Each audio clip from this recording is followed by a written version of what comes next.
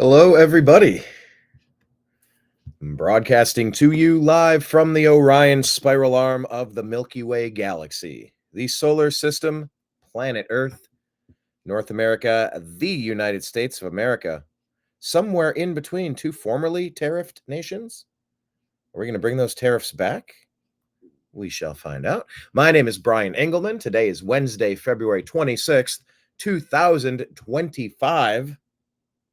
And this is the TNAM AM Show. Yes, we did launch before noon today. Yoo-hoo! Cheers, everybody. Having a little bit of a coffee beverage here at the moment. Having a wonderful time. Hello to everybody. Here's Kenneth. News from the MAGA nets.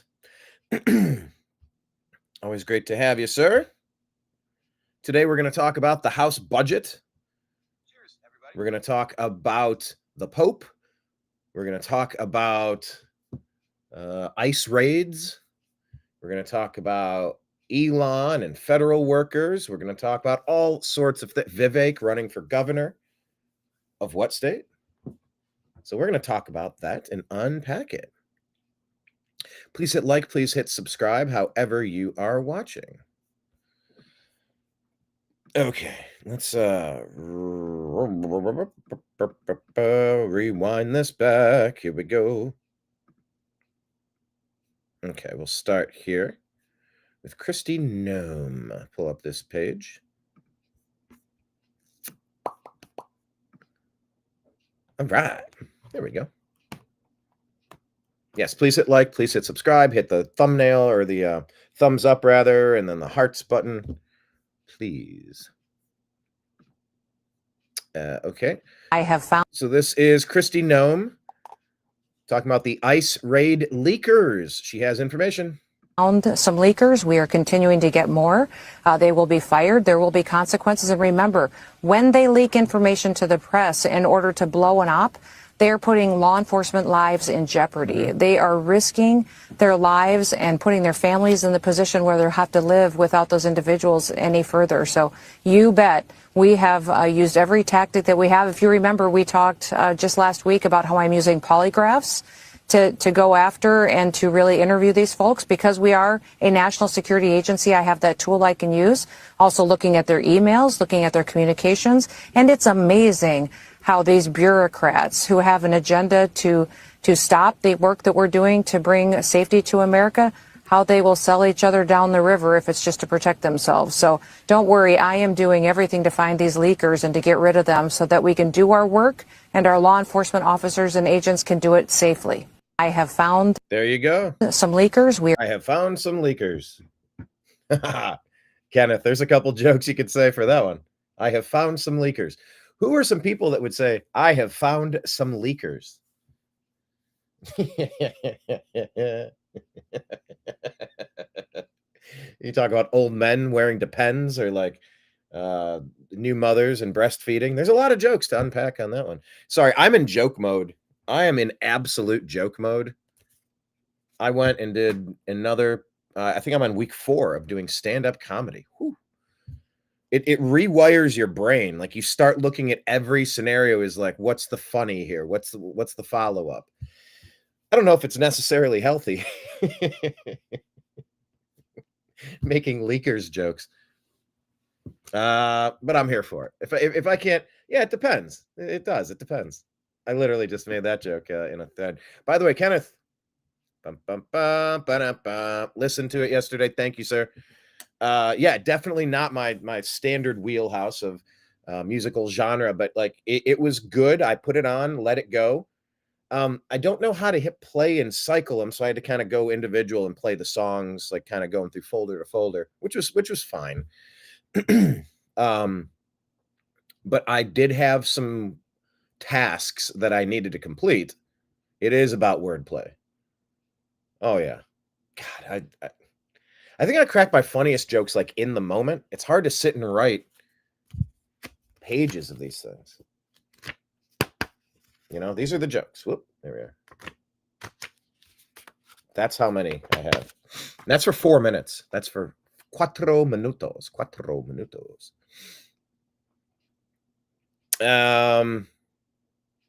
Anyway, leakers. They found the leakers. All right, good driving music too. Cool. Yeah, but thank you. I had work. I had tasks. I had things I needed to complete. I had a strict timeline. I had about 30 minutes to knock some stuff out, or 45 minutes or something, maybe an hour. And I was thinking about my set. How do I write the comedy? How do I find the funny? And I have a full folder that's complete with all my ideas and stuff. And then I try to condense those and put them in note cards. And then, of course, after I perform it, then I try to tighten those up even more. But yeah, the music was good because it just kind of set me in the right kind of mood where I wasn't thinking. I could, if I listen to a podcast or if I listen to music that I know, then I'm kind of like singing along or playing the drums to certain songs. Or if it's a podcast, it'll get me thinking about stuff, or like, no, that's not right. And then I'm like having internal self-talk and I'm not focusing on the work I'm doing. But the music was good because it just set me in a space where I could just focus on what I was doing. So thanks, man. Appreciate that. All right, let's move on from Christy Gnome.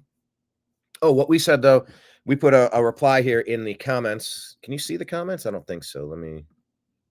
Bing. It says jail time. This is treason. Let's normalize using treason charges with moderate penalties for some and ultimate penalties for the worst of them. Yeah, let's make treason something that we charge people with again. Obama, Clinton, Biden. Let's start. Please. You either protect America or you lose America. I'd rather protect her. Dinesh D. Souza here. He's saying, if anybody tries to make you feel guilty about the government employees who are losing their jobs, show them this clip of Jen Psaki in 2021 talking to oil pipeline workers and her response.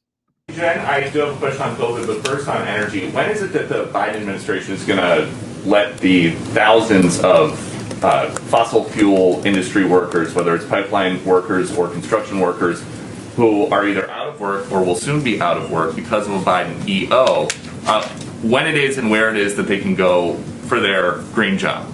And that is something the administration has promised. There is now a gap. So I'm just curious when that happens. That's what they said. They're like, learn to code, go get a green job. They're like, yeah, we'll get you green jobs, but then they never did. Like these people. It's when those people can count on that. Well, I'd certainly welcome you to present your data of all the thousands and thousands of people who won't be getting a green job. Maybe next time you're here, you can present that. But you said that they would be getting green jobs, so I'm just asking when that happens. Richard Trumka, who is a friend, longtime friend of Joe Biden, says about that day one Keystone EO, he says, I wish he, the president, had paired that more carefully with the thing that he did second by saying, here's where we are creating the jobs. So there's partial evidence from Richard Trumka. Well, you didn't include all of his interview. Would you like to include the rest? So how about this? The Laborers International Union of North America said the Keystone decision will cost 1,000 existing union jobs and 10,000 projected construction jobs. Well, what Mr. Trumka also indicated in the same interview was that President Biden has proposed a climate plan with transformative investments in infrastructure and laid out a plan that will not only create... Yeah, where were those transformative infrastructure projects outside of Burisma in Ukraine? Please point to these transformative infrastructure green projects, please. Because I feel like most of it was money laundered. That's kind of what it feels like. Interesting, though, Richard Trumka, what was he, the head of the AFL-CIO, I believe, under Obama or Biden or both? Head of a big labor union. Yeah, Trump and Trumka. Interesting. Two bosses. I think he's a Northeast guy, a New York guy, something like that. Millions of good union jobs, but also help tackle the climate crisis. And as the president has indicated when he gave his primetime address to talk about the American Rescue Plan, he talked about his plans to also put forward a jobs plan in the weeks or months following. And he has every plan to do exactly that. But there are people living paycheck to paycheck. There are now people out of jobs once the Keystone Pipeline. Imagine shutting down pipelines that are going to get more energy coming to your country at lower prices. Who in the world could be against that? Well, an administration that thinks Americans have had it too good for too long, so we need to pay more, and they need to redistribute some of those profits to other people, and then we need to dump more third world people into our country so that they can live a little better, and then us Americans are going to be living a little bit of worse. And it's like that Simpsons episode where Homer goes to the grocery store and buys the little lobster, and he brings it home and feeds it. He's like, if I get a $2 lobster, I can feed it to become a $50 lobster, or something like that. Anyway,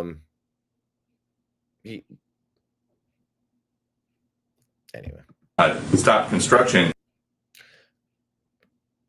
It's like taking, but then that lobster joke is that you put it in the fish tank at home, but it's a freshwater tank, and so the lobster goes belly up. And then Lisa's like, Dad, and so that's a freshwater tank. That's a saltwater lobster. He goes, okay, and then he dumps salt in. And then the lobster goes right side down, and then the fish go belly up.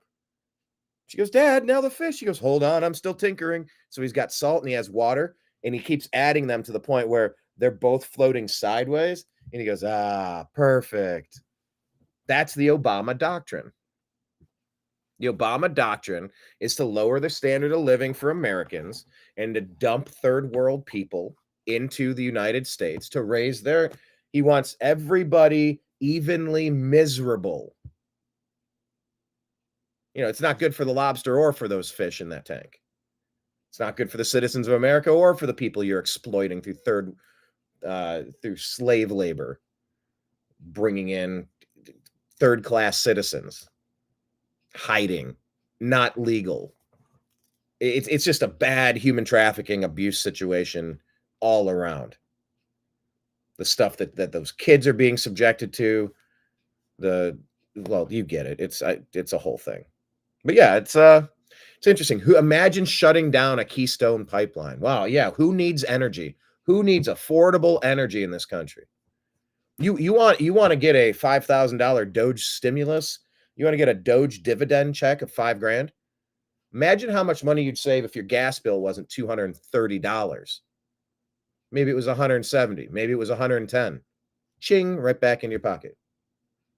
Maybe when you fill up, it's not $72. Maybe it's $62, $50, $45. Ching, right back in your pocket. It's just wasted money. It's wasted money when the inflation of energy is destroying us. It's killing our checkbook, our bottom line.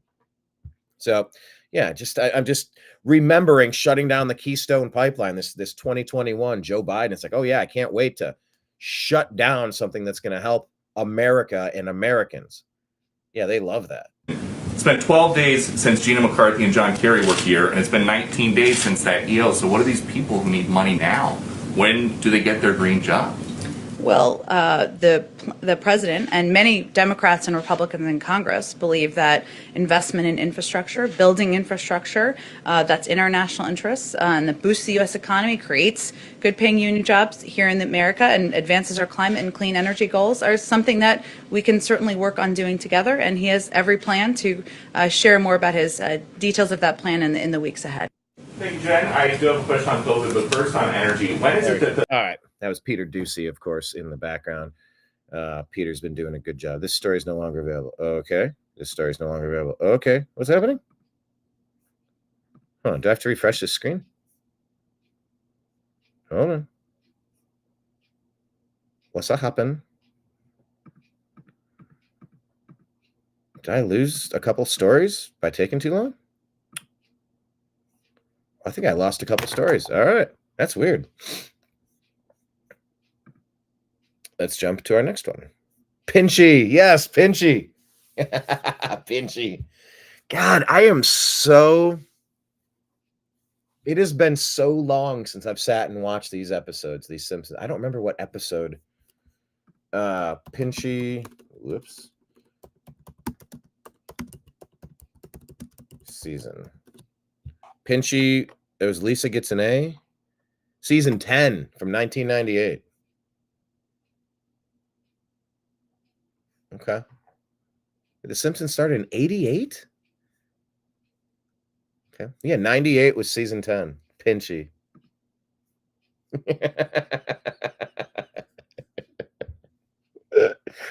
Anyway. Okay. Yes. Hi, everybody. Whatever platform you're on, say hello. Type a comment, type your name or your initials and where you're watching us from, just so we can include you in the conversation. We love incorporating your thoughts into the show. Mila Joy put this out here. Been seeing Mila Joy a lot, and I'm not super familiar with her. Or no, maybe I am. Is she who I'm thinking of? Was she the one? No, she's not. All right. I don't really know who she is, but she's been all over the place lately. She put out here, Dan Bongino's salary last year was an estimated $4.9 million.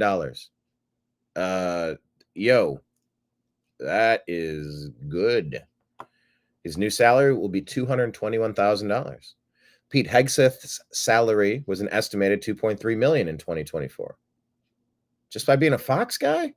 I know Bongino has his podcast. He's a co-owner of Rumble, though. Rumble's doing well. You know, estimated salaries, you take them for what they are. But Pete Hegseth allegedly maybe going from $2.3 million to $256,000. They're saying they aren't in it for the money. They're in it for love of country. Pure patriots. Oh, you know what? I do have a comment on that. I'll say there's no limit to what the Democrats will destroy in order to maintain power and control, whereas there's no limit to what MAGA members have to sacrifice to save America. That's the difference. There we go. Yeah, I've been enjoying dropping these breadcrumbs. Like, my engagement numbers are, I don't know, there's different metrics, but a lot of people are interacting with the comments. Hopefully we're getting some subscribers and stuff from that.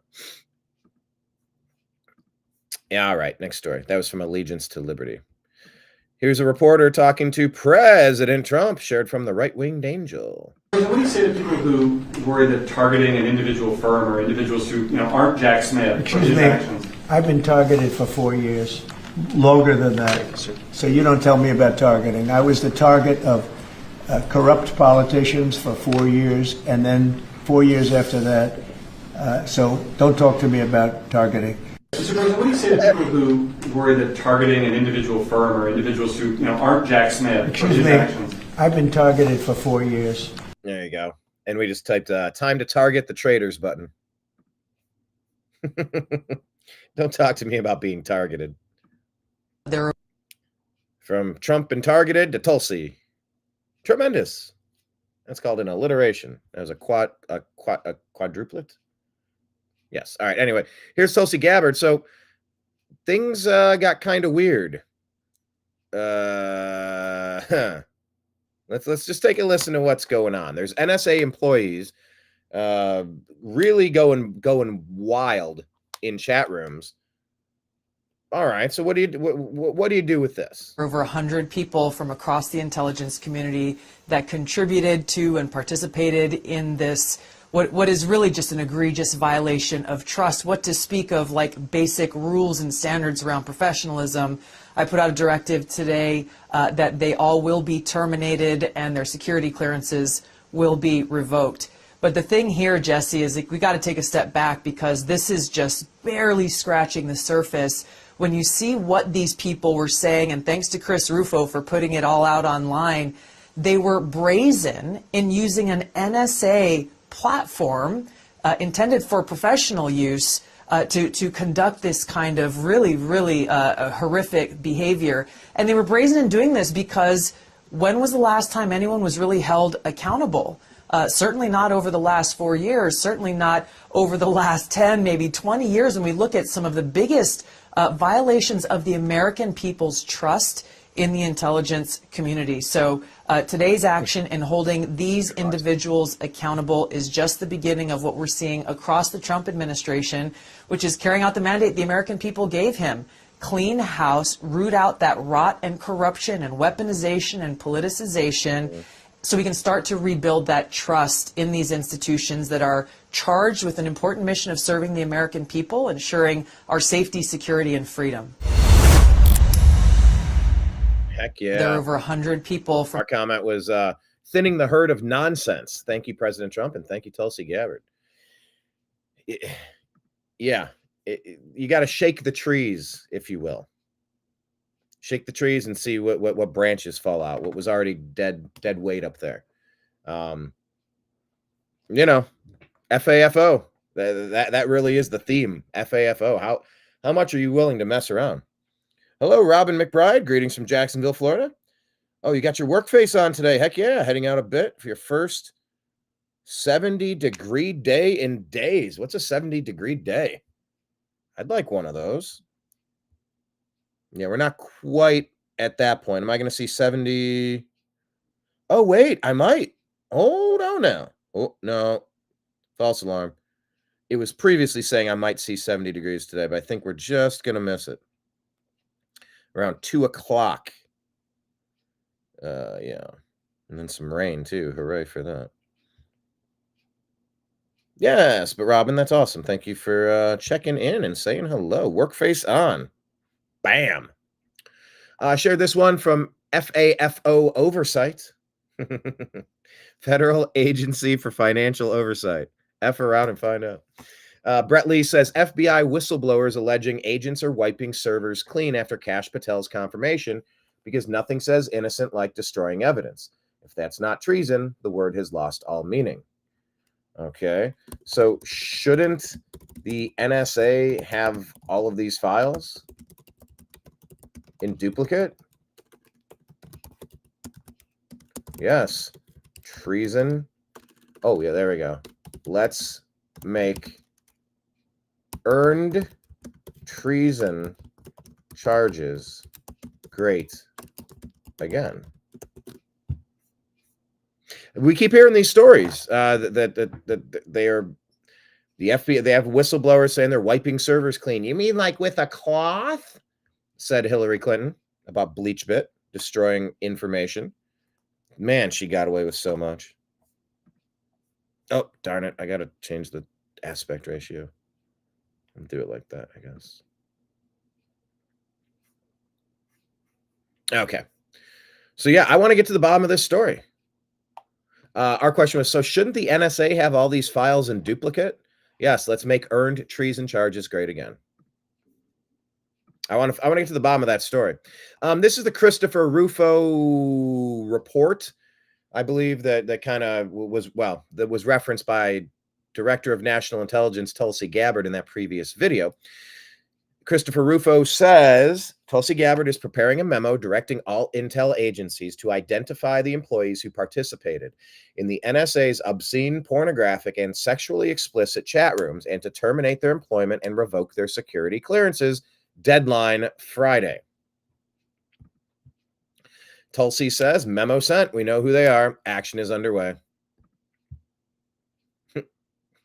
Trump just waving goodbye. That's a nice thread from DC Drano there. Trump waving goodbye like outside the drive-through window of McDonald's. That's pretty great. Okay, so yeah, here's more. It's not just sexually explicit stuff, just kind of like, vile, crude stuff. CIA, here's a leak of CIA officials celebrating the death of Christian leader Pat Robertson. This is a reoccurring theme in the NSA chat rooms. Hatred against Christians, hatred against conservatives, hatred against Italians, hatred against heterosexuals. One intelligence officer even casts aspersions on his own grandmother. Yeah, what are they saying? Only the good die young. Explains why my grandmother's still alive. Here's more. Leaked NSA and CIA officials are expressing their desire to have hermaphrodite babies in order to advance trans ideology. And intersex birth would be a great opportunity to raise a kid as non-binary and let them choose later. The people who run the surveillance state are insane. I mean, why is this on an NSA and CIA chat board? Like what? Okay, here's another one. Exclusive NSA, DIA, and naval intel officials blast libs of TikTok as a effing monster and argue that Ben Shapiro should be expelled from the tribe for constantly spouting hate speech. They also slur Italian Americans as terrible people. This is getting personal. The CIA released a statement on trans sex chats claiming it will be taking immediate action on this matter. The messages published today from an NSA messaging platform allegedly involving a CIA official are unacceptable and have no place at the agency. The CIA will take immediate action on this matter, which only further proves the need for serious reform. That's Liz Lyons, Director of Public Affairs, CIA. These trans employees discuss hair removal, estrogen treatments, breast implants. Getting my butthole zapped by a laser was shocking, said one trans-identifying DIA official. Medical science is going to give me tits one way or another, said a Navy intel employee. This has nothing to do with the job. This is nothing to do with the work. Federal employees at NSA, CIA. I'm trying to fathom a world where I would be on the servers of a place that I work for getting into this type of stuff. But that's a culture problem. This does not belong at work. Some say some of these things don't belong. But why are they putting these in a chat room? Lindsay Penny says disturbing. Federal employees at NSA, CIA, and DIA were caught engaging in a secret sex chat room in which they openly discussed genital castration, artificial vaginas, sexual fetishes, and gangbangs, all while they were on the clock and being paid by U.S. taxpayers. One popular chat topic was male to female transgender surgery, involving surgically removing the penis and turning it into an artificial vagina. These male intelligence agents love the feeling of penetration and of peeing with their pseudo vaginas. Guys, I'm sorry I had to read this for you.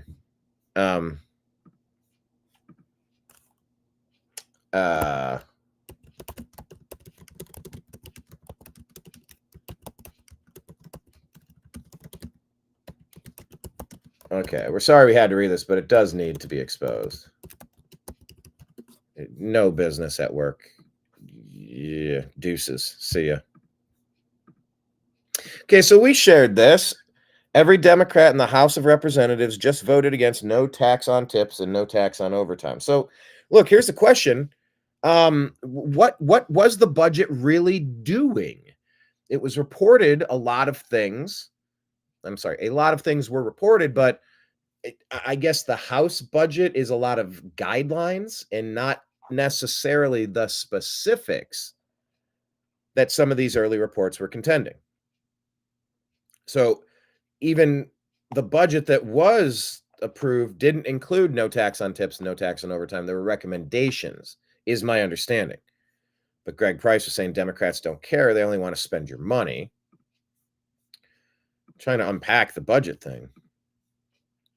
Nicole Safier, MD, says, it's funny to think of all the senators who yelled at RFK Jr. during the confirmation hearings, demanding that he give up any future industry profit.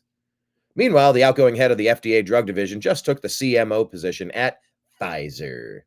Brought to you by Pfizer.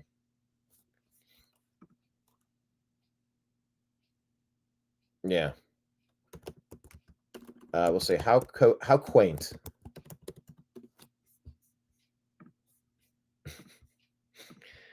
All right, so is it premature? I don't know, but like all the rumblings are here about peace deals. We're hearing a lot of reports, unverified. Until everything goes on the record, we have no idea. But we can report on what is being reported, and we can see if that turns out to be what actually happens in this alleged upcoming peace deal. Now, here's President Trump. He's going to be talking about this. Here we go. President Zelensky's coming on Friday to meet with you, and is the mineral deal sorted out? President Zelensky coming to meet this week. And is the mineral deal being has that mineral deal been sorted out? I'm just going to listen to the president instead of reading what's on the screen here. I think it's going to duplicate it. I hear that. I hear that he's coming on Friday. Certainly, it's okay with me if he'd like to. And he would like to sign it together with me. And I understand that's a big deal, very big deal. And I think the American people, even if you look at polling, they're very happy because, Biden was throwing money around like it's cotton candy. And it's a very big deal. Look, it could be $1 trillion deal, it could be whatever, but it's rare earths and other things.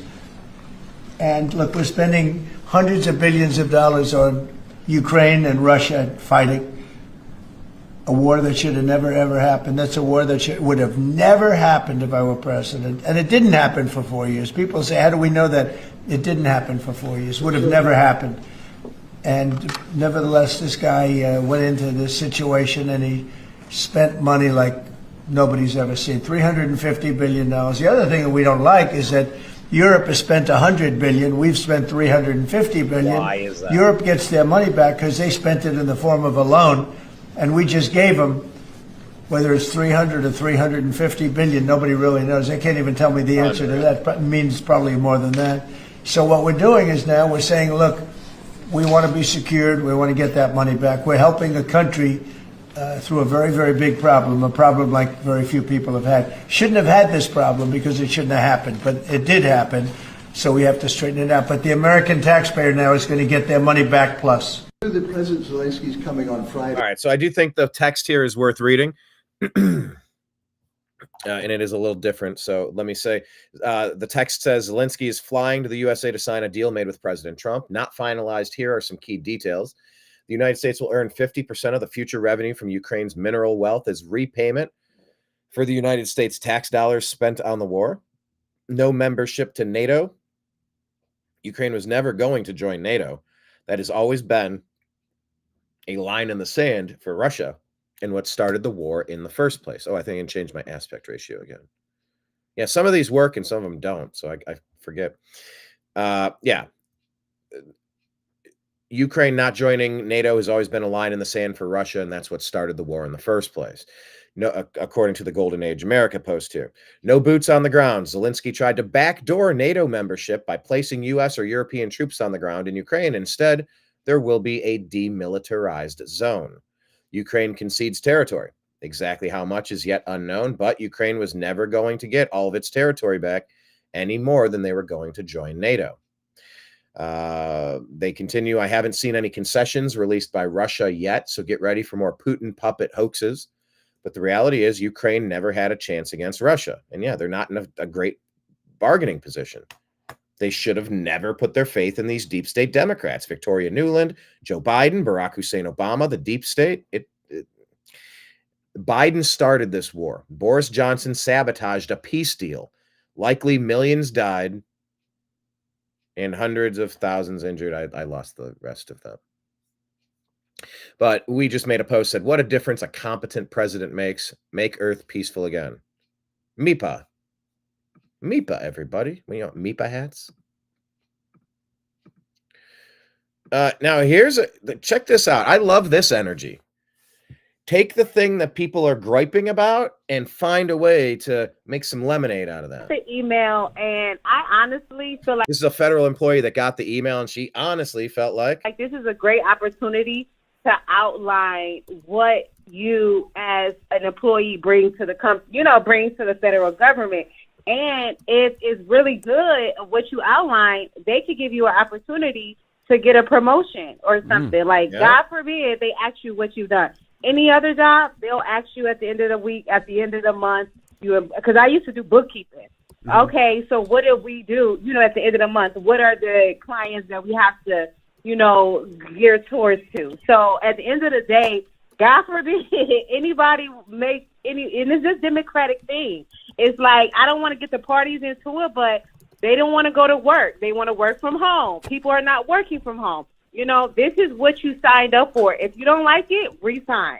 You know what I'm saying? They gave you the opportunity to find another job. I mean, it's not that hard. You're complaining about actually working. I don't get it. I'm not mad at your perspective. That's why I like talking to people. I like talking to people, and I like talking to people who are in it, because everybody sees things a different way. I haven't heard this perspective. Do you feel like there are a lot of people that are not working, that are taking days off? I guess exactly absolutely, what Trump absolutely. I work from home, and you know what? Donald Trump got the gadget idea because Elon Musk, he fire like 80% of the Twitter people or Tesla people for his company, because you can buy a gadget that actually shakes up like you're at the desk, but you're really not working, because the computers, it shuts off if it's non-activity within like 5 minutes. So it requires you to actually work from home. But it's gadgets around that, and people are actually buying it and using it and not working. And this is our taxpayers' money, and you have to work. Yeah, you but don't like it, get another job. I- I got the email, How and about that? I think that lady's going to go far.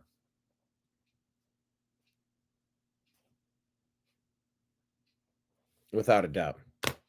You know, I've worked some sales jobs, and I'll tell you, like, it's kind of like maddening. You know, whether you're in an office or whether you're sitting at your home office or whether it doesn't matter. Like, there's a certain limit of how many, what's a good example? I don't know, in sports, and now I'm thinking, like, what's the number of shots that you can take per day?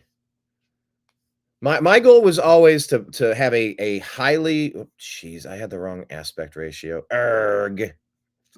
Well, anyway, you get it.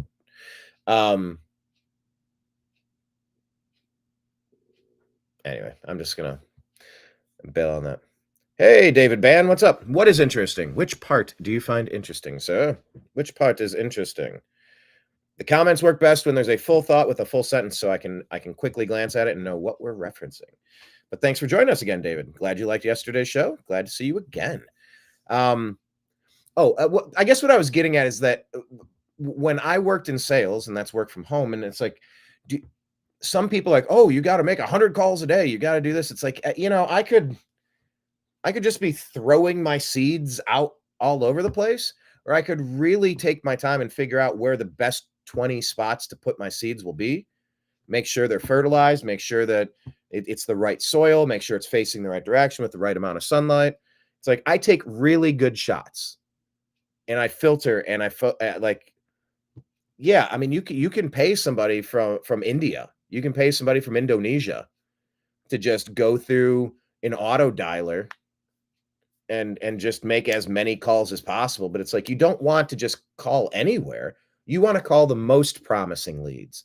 And the way you get to that is by taking really detailed notes, by assigning a value score to the hotness or coldness of the leads, and then filtering and sifting and then following up with the hottest ones. And that takes mental effort. It takes energy. It takes strategic planning. And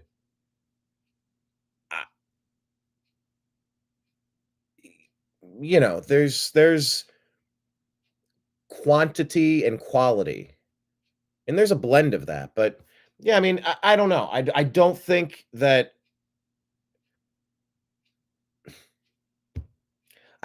work from home is bad. I don't think it has to be bad. I don't think it has to be something that's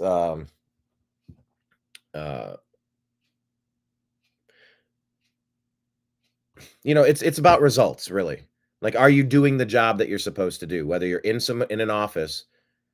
And I'm just saying, like, this whole office thing, you're driving 30 minutes, an hour to work each way. And I remember one of my last commuting gigs, I was, gotten two idiots hit my vehicle. One at a gas station, one when I was in the right lane, and they swung over 2 lanes and clipped the front end of my car.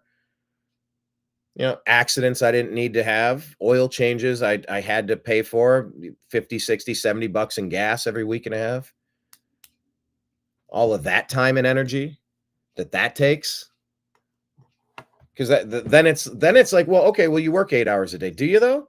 Now you're working 9 hours a day, 9.5 hours a day, depending on traffic. So it's like, oh, well, your computer wasn't active every 5 minutes, every single moment. Did you get up and use the restroom? Did you have lunch? Did you, well, yeah. Did you see the output? Did you see, and it's funny because that lady that called into the Breakfast Club, I can relate. Working from home has been, I've really loved it. I've really loved it. I've been out of the game for a little bit. I might end up going back into it. We shall see. But yeah, I think what Elon said, send me a bullet point of 5 things you did this week. That is exactly what I did as a sales consultant. Keeping in touch with the people that are signing the checks. Like, hey, Tuesday, I spoke with Jim Stevens. He's the GM at M&T Bank Stadium in Baltimore. He says that he will have some needs for our services. They're okay for now, but he's requesting a contract. Sent out the contract on Tuesday. He's going to send it to his people. We set a follow-up for Monday. So I'll call him on Monday, and I'll try to collect that fully executed contract, and we can get them set up in our system so that we could be ready to go as early as next weekend. You know, and and he said that they had a need for maybe 50 to 100 employees that we could provide. And it's like, okay, all right. You know, so like that's what I was doing every day when I was working with different clients and different fields and breaking down. Here's what's up. Here's who I talked to. Here's why this lead is promising. Here's the action item. Here's the follow-up method. And here's what we might hope to gain once we clear task A, B, C. D is where we'll start getting some of that money. If the deployment team can handle it. And it's like, imagine being offended with having to explain, like, give me some highlights of the week. Like, let me see, like, what are you doing? That lady on the Breakfast Club. Yeah. The lady on the Breakfast Club. It's a chance to shine. It's like, hey, look at this. Look at the most. I don't want to see, you know, and I've had different employees, different contractors, different partnerships with different people. I've worked with them directly. I've worked with them providing consulting services. I've done all sorts of things.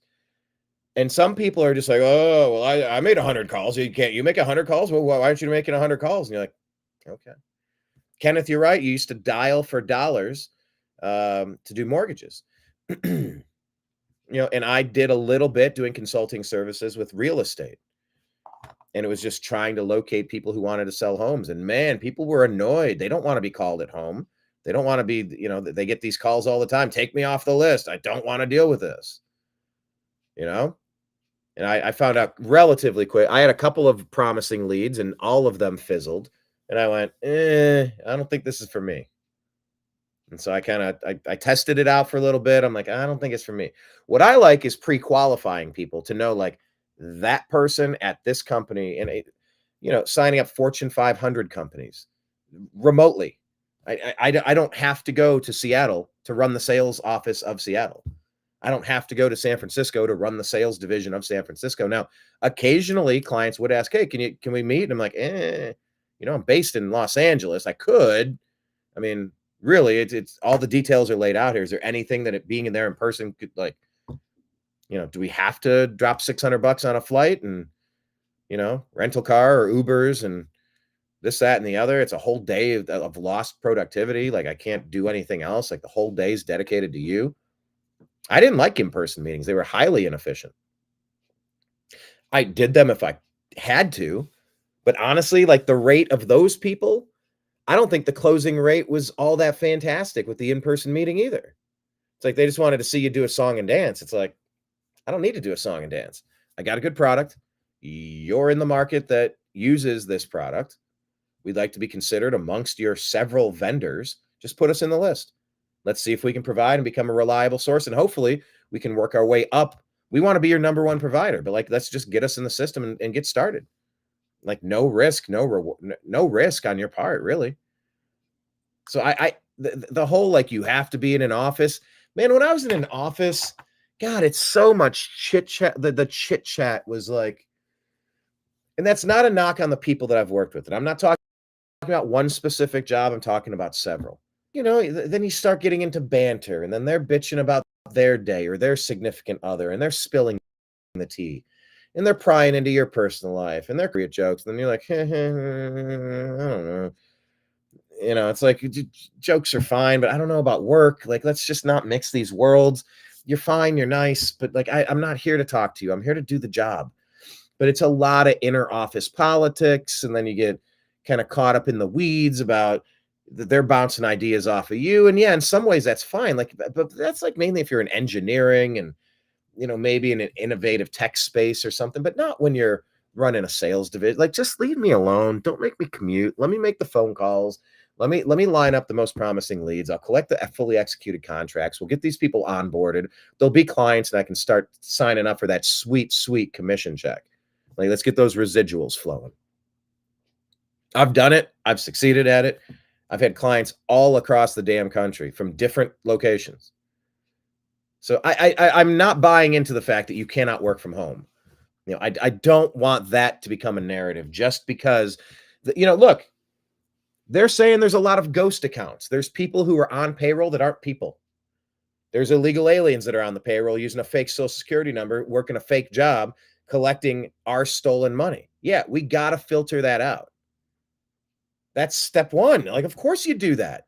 If there's a suspicion, there's fake people with fake social security numbers who are not even doing a fake job, can't even respond to an email, guess what? You're gone. You're fired. That's like obvious. To anyone with eyes that's not trying to hide something, that's obvious. So, I take a bit of a nuanced approach at this.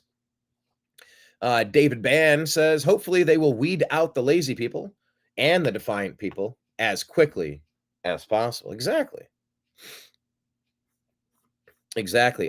Let's get to know this person. This is from the 5149 James Lee account. I've been seeing more about this person. This story directly linked, literally directly linked to Karen Bass right here. Arm to arm. And so the title says, LA homeless official allegedly embezzled millions of dollars to her husband, Valicia Adams Kellum. Let's learn about this story. This lady is Valicia Adams Kellum. She's the CEO of the Los Angeles Homeless Services Authority, in charge of managing over $800 million annually in federal, state, county, and city funds towards homeless shelters. It's a big responsibility, so they pay her a monster salary, $430,000 a year. And what's she been up to? Valicia has just been exposed for funneling millions of dollars worth of contracts to her husband. Quote, documents show that Valicia Adams Kellum, chief executive of the LA Homeless Services Authority, signed a $2.1 million contract and two other contract amendments with Upward Bound House, a Santa Monica-based nonprofit where her husband, Edward Kellum, works in senior leadership. And here he is, Director of Operations and Compliance. Compliance. The irony is not lost on me. And for context, $2.1 million is about a compliance, quarter of Upward Bound House's total funding. So I would say Valicia's generosity is quite critical for this organization. Except that organization may not be what it seems. Haley Maria Van Nuys wrote that, personally, she feels sorry for all the new homeless families coming into this program thinking they're going to get help when they're not. That place isn't there for helping people. It's a sad money trench with a homeless face to back it up. Don't donate and stay as far away as possible. Not shocking. For journalistic integrity, I must say that Adams Kellum has denied wrongdoing. A LASA spokesperson told LAist that the contracts had inadvertently ended up in front of Adams Kellum to sign. Except, she's done it 3 separate times, so. 3 separate times. But also, has the homeless situation in California gotten better or worse? Let's just look at the results. Worse. As a multi-year resident, it's one of the main reasons that I had to bail on that city. There was a part of me that was like, I could stay here. I had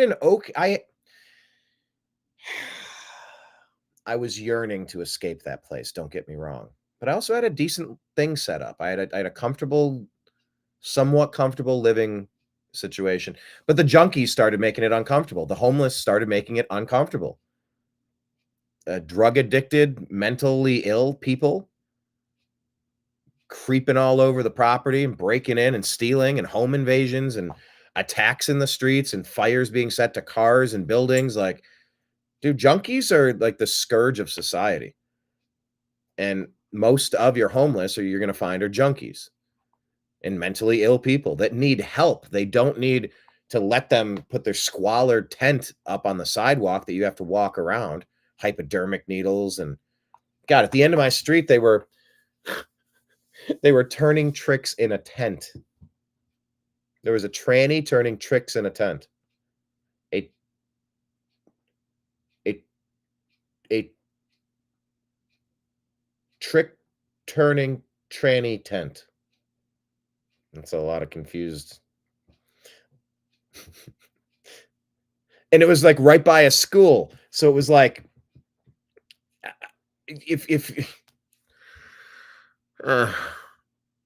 and what happened was one homeless encampment turned into a massive thing down the entire back alley where everybody had the backs of their garages and where trash pickup was.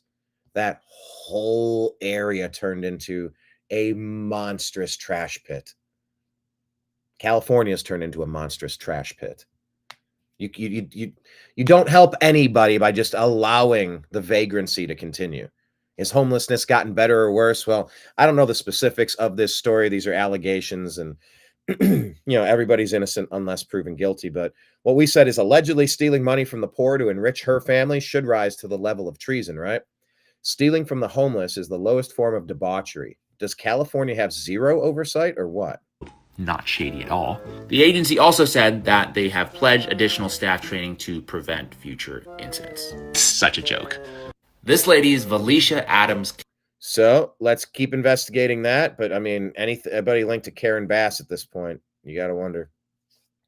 Laura Loomer says, isn't it funny how less than 2 weeks after U.S. aid was defunded, a majority of the leftist show hosts on CNN and MSDNC just had their shows canceled today?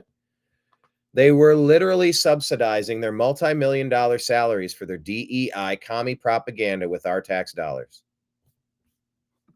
Unbelievable.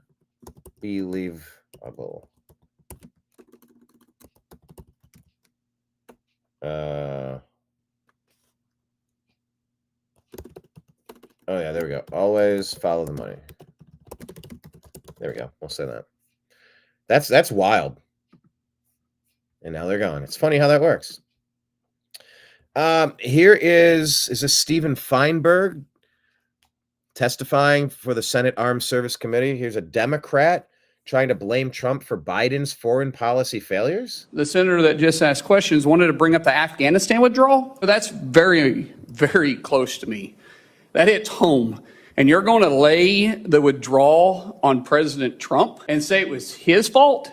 Disastrous withdrawal came 100% from the Biden administration. Yeah, it's called Let's Go Brandon. And American lives were left behind and are still dying because of it. And Americans' lives were lost during the withdrawal. And you're going to sit there with a straight face and try to say that it was President Trump's fault when the Biden administration, and all of us know this because we were briefed on this, that the Biden administration threw out the entire withdrawal plan that the Trump administration had and decided to go their own way. Start talking about President Trump not calling there you go. A bully out like Putin. Do we forget what happened in 2017 when Trump 100% told Russia to stay out of Syria, not to be involved, especially with the bombing of Assad's own people? And when they did, President Trump within 30 minutes took out the airfield. We had the airspace in Syria all the way up until Biden took office and we gave it back to Putin. Or stand up to a bully. Do we want to go back to Israel and Hamas? President Trump isn't willing to stand up to a bully when underneath his administration was the only time that Russia didn't advance into Ukraine. Because he did underneath Obama when they took Crimea, did underneath Biden because they didn't respect him because of the disastrous withdrawal from Afghanistan. And the senator that just asked questions wanted to bring up the Afghanistan. So yeah, don't let them try to rewrite history. They're always trying to rewrite history. And yeah, the real what's this guy's name? Andy Frisella, maybe. Look, I'm feeling this. I'm very optimistic. I feel hopeful. I feel happy about where we're at. But like we haven't done anything yet. Happy that Trump is moving the direction he's moving, but nothing's happened yet. I didn't get any more money in my fucking check.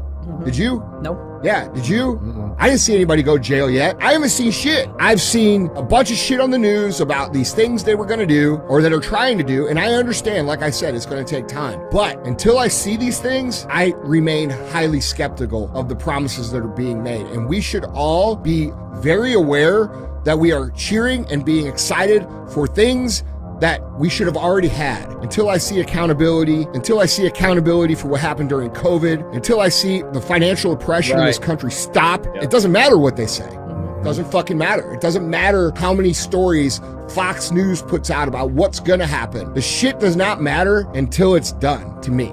I'm happy that Trump is moving the direction he's... I actually really like that. I have been a little giddy with so many good things happening. It's great just getting some sanity and stability back in the world, in our country. But we commented, thanks for resetting our expectations on the second Trump term now. We haven't accomplished much of anything yet. Full steam ahead, MAGA.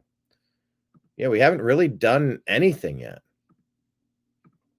Here is Matt Gaetz exposing the corruption, blowing the whistle on what Congress and lobbyists do to sell our country out on the Charlie Kirk Show. Lobbyists, what are they doing on a daily basis, like a day in the life of a lobbyist? What the lobbyists do, like a lobbyist would wake up and then go to a breakfast where they would hand members of Congress, $1,000, $2,000, up to $5,000, and they for their campaign. And right as they're delivering the money, they make a specific ask. Congressman, we really need you to sign on to this amendment. We really need this bill filed. And they go around and do it. And it was just, for me, like when I first got there, before I swore off the money, it was hilarious because it'd be like, we are Lockheed Martin and we'd like you to support this weapon system. And then like the next group would be like, we're the Cannabis Association of America. And I just brought together the weirdest of people. So that's what they'll do in the morning, and then they work the halls throughout the day with staff members who hope to one day become lobbyists, saying, we were there for the breakfast fundraiser, and your member really said they'd sign on to this letter for us or institute this amendment, and then they would extract those demands. The other thing that lobbying firms have figured out is you don't even need to use the campaign finance system if you hire people's otherwise unemployable family members. The number of spouses and children of members of Congress who become lobbyists is astonishing. Like Senator Richard Burr, a former senator from North Carolina, his wife and son both became lobbyists. And he was the chairman of the Intelligence Committee. So, how would you feel if your interests were adverse to the people who were paying the chairman of the Intelligence Committee's wife and kid? Do you think that they had special persuasion skills, or was it their familial relationship that they were monetizing? These lobbyists, what are they doing on a daily basis? We get the government we deserve. Either this is acceptable or it's not. Exactly. Dinesh D'Souza here showing Border Czar Tom Homan warning sanctuary cities. This is on Fox News. You're right, Lawrence. Look, I've been around the country doing many operations in the community, whether they see it at the airport, whether they see it at a restaurant, or out doing the operation. I can't tell you how many members of the community come up and thank us for being there. President Trump made a promise to the American people when he got elected that he's going to make our community safer, especially from illegal alien violent crime. That's exactly what we're doing. And we're doing it across the nation. As far as the politicians who want to push back and attack the men and women with ICE and myself, I'm not running a popularity contest.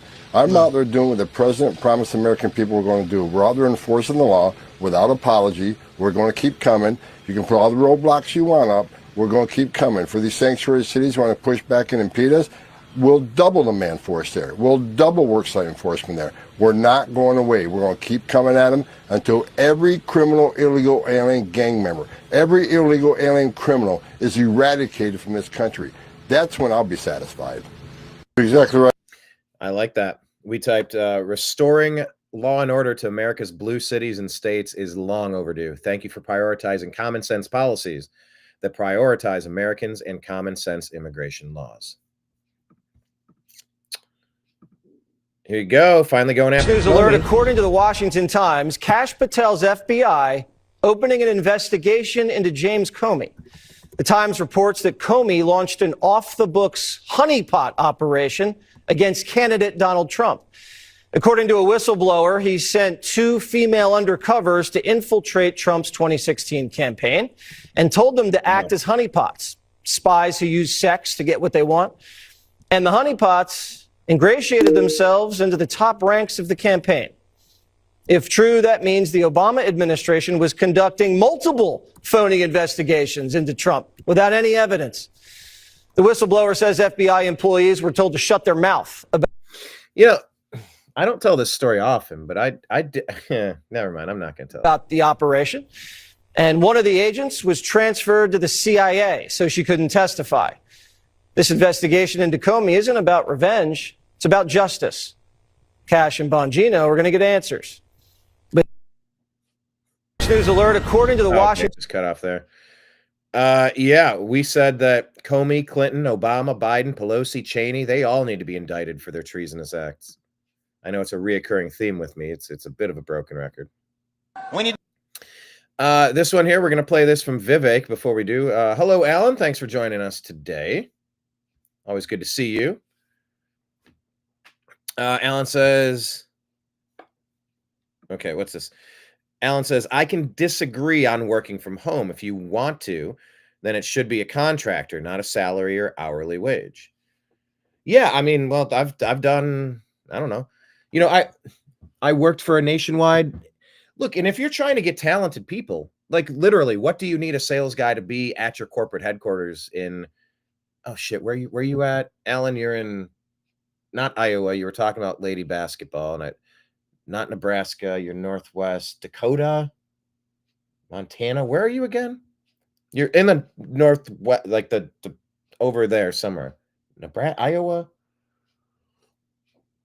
But if you're trying to hire talented people, you can hire somebody who's really great from Tupelo, Mississippi. They have experience. They have a track record. They're professional. They get the job done. They're reliable. You know, hey, like, what do you need that person to be in an office for? Yeah, you're not going to get talented people to work on commission only. Iowa. Okay, I was right. Iowa. But yeah. I mean, I was sort of right because I said it's not Iowa, but it was Iowa. I was almost right. I was as close to right as I could be while being wrong. God, I sound like I'm going to be Byron Donalds or Vivek Ramaswamy running for governor with that type of speech, that type of double talk. Yeah, so I don't know. I've worked as an independent contractor. I've worked on salary plus commission. You know, every day I take X number of swings, different emails, different phone calls, different meetings, different contracts written up, different CRM management, different research. It's, you know, like how do you chart the time that it's taking you to research new opportunities? And some things can be quantified by how many phone calls were outgoing, but there's other things that go into, you know, the meetings and stuff. So but you're not gonna be able to get somebody good to work without a salary. You can get people, but you're not gonna get good people. My dad worked in sales for a long time, and he often told me something along the lines of, you know, you never work for free. You know, your time is valuable. Your expertise is valuable. Your decades of experience on the job, they're valuable, and you have to pay for that. You don't get that for free. You know, that's the dating versus getting married thing. You know, why buy the cow when you can get the milk for free? That's the phrase everybody used to say. Alan said, haven't done nothing. Oh, showed U.S. aid corruption is nothing. No. Like, that is something. That is something. But look, I have a story in the stack we're going to talk about. There are still judges that are blocking this. They're saying, nope, U.S. aid funding that Obama promised, you have to release it. The hell I do. Now we're back. Like, the wins that we thought we had might not be wins. I'll get to that story in a little. No, I'll show you right now because I literally just shared it. I literally just shared it. Where did it go? Okay, it's right here. This guy. All right. Let me share this instead. I gotta change the dynamic ratio. Here, I'm just gonna take the overlay off for a second. Without the overlay, this is perfect. I wish I could just do the overlay in like a smaller quadrant over top of me and keep the aspect ratio here. Whatever. It's a production glitch problem that I wish Restream would work with me on. Not like not like I designed their product or anything, but I would, if I ran it, I would take input from people. Anyway, let me read you this. The comment from Dobie is that no foreign-born person should ever hold office in the United States of America, especially a judicial judge. All right. Well, anyway, I don't know if this person's foreign born or not, but Derek Evans is reporting that Judge Amir Ali, who's a Biden appointee, just ordered President Trump to release billions of dollars in foreign aid, money laundering, within the next 48 hours. We have officially reached the moment where President Trump needs to tell this corrupt activist judge to piss off. There are two federal judges, according to this post here, two federal judges of USA demanding President Trump unfreeze billions of dollars in foreign names. Judge Laureen Ali Khan and Mr. Amir Ali. What's going on here? Okay, Adam Johnson. You know, and look, I'm reading through this as you are. I'm not an expert on these people, but I'm picking up pieces. You know, things are not verified, but let's learn about it together. Judge Ali was not born in the United States. He was born in Canada. No foreign-born person should ever hold a position in the federal judiciary. Yeah, because your allegiance is not to here. Why would you care about protecting your country if it's not your country? Your job as a judge should be to protect and uphold the laws of this country, not to be an activist. What is this? No foreign-born person should be allowed to serve in Congress or as a state governor. I mean, what's the benefit to that? I can see the potential downfall. Here we go. A foreign-born advisor like Elon Musk serving at the discretion of the president, that's acceptable, but extending official positions of authority to foreign-born citizens should be illegal. So right here, Representative Andy Uggles, I will share this. Make a joke about Uggles. I'm drafting articles of impeachment District Judge Amir H. Ali, yet another partisan activist attempting to weaponize his position to block President Trump from cutting wasteful foreign funding, and accountability is key. So I'm sharing this with you, obviously, because it's, you know, something interesting that's happening.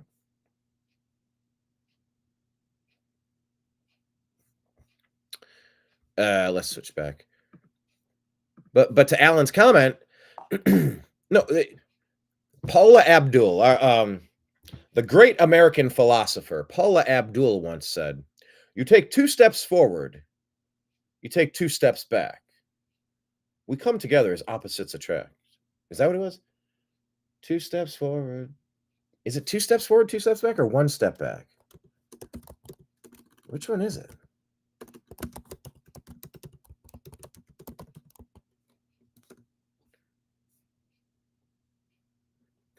I take 2 steps forward, I take 2 steps back. We come together because opposites attract. You know, it ain't fiction, just a natural fact. These songs that are stuck in our head. But yeah, we're taking 2 steps forward, Alan, but then the deep state is fighting back. Canadian-born people are trying to usurp the will of the president of the United States, the duly elected president of the United States. Alan says illegal immigrant being sent back. Yeah, there are illegal aliens who are being sent back. Yeah, yes, these are wins, but they're also getting blocked in places. You know, Tom Homan was just there talking to Fox about, you know, various cities that are causing, they're blocking the efforts. They're causing problems. And yes, he's like, all right, I'm going to bring hell with me. I'm going to show up. I'm going to double the amount of enforcement. Let's go. Like, the battle is beginning. We didn't win shit.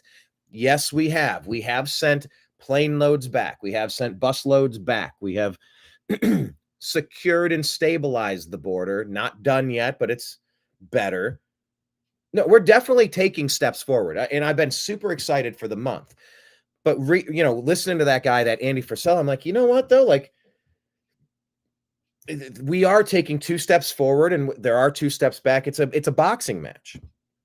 We're not done. We haven't knocked anybody out yet.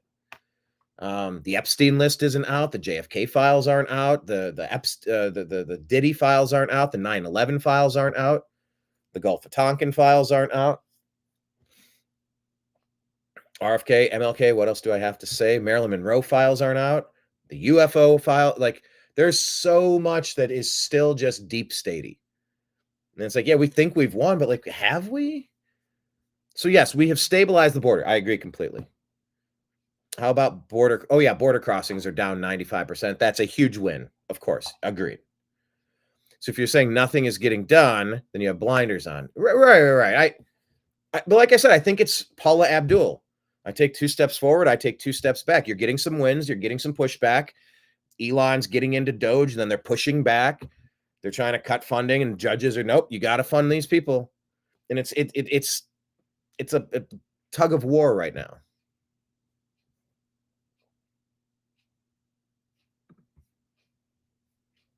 Quotas needed. I was a foreman. Too many people are lazy. No, I do get that.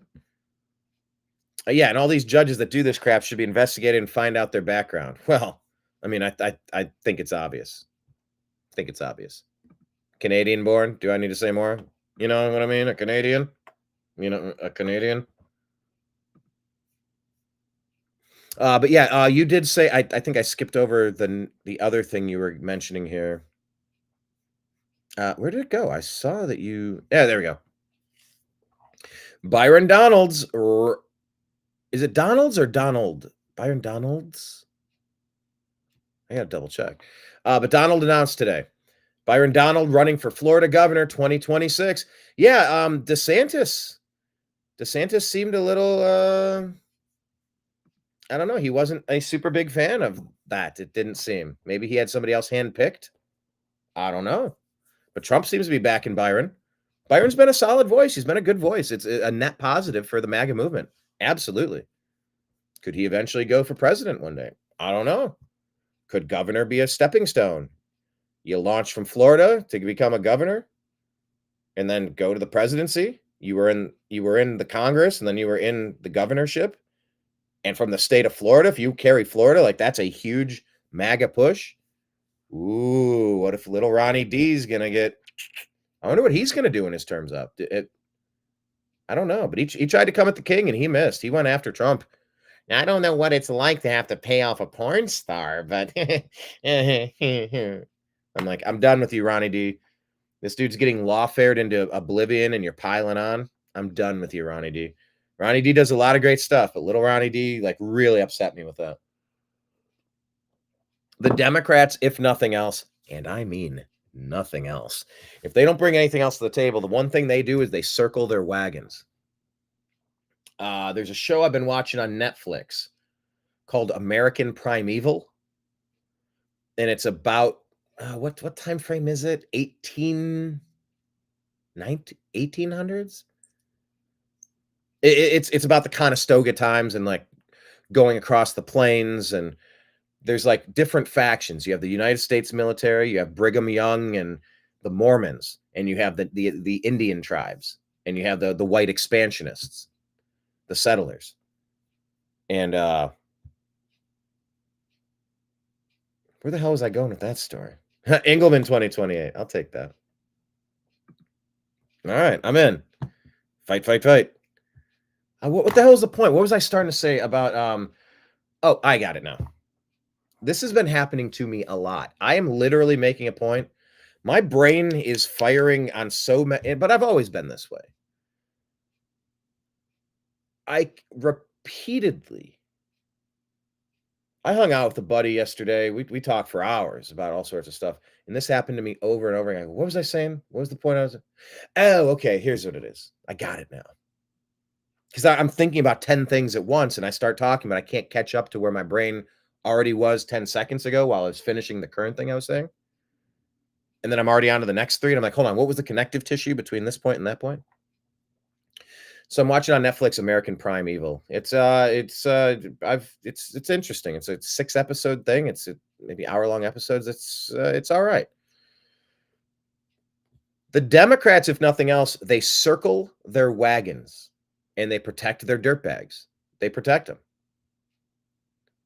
You know, you say they protect their own, but they'll protect their own even if they're dirtbags. They protect their own. You circle the wagons and you protect yourself on the inside of those wagons.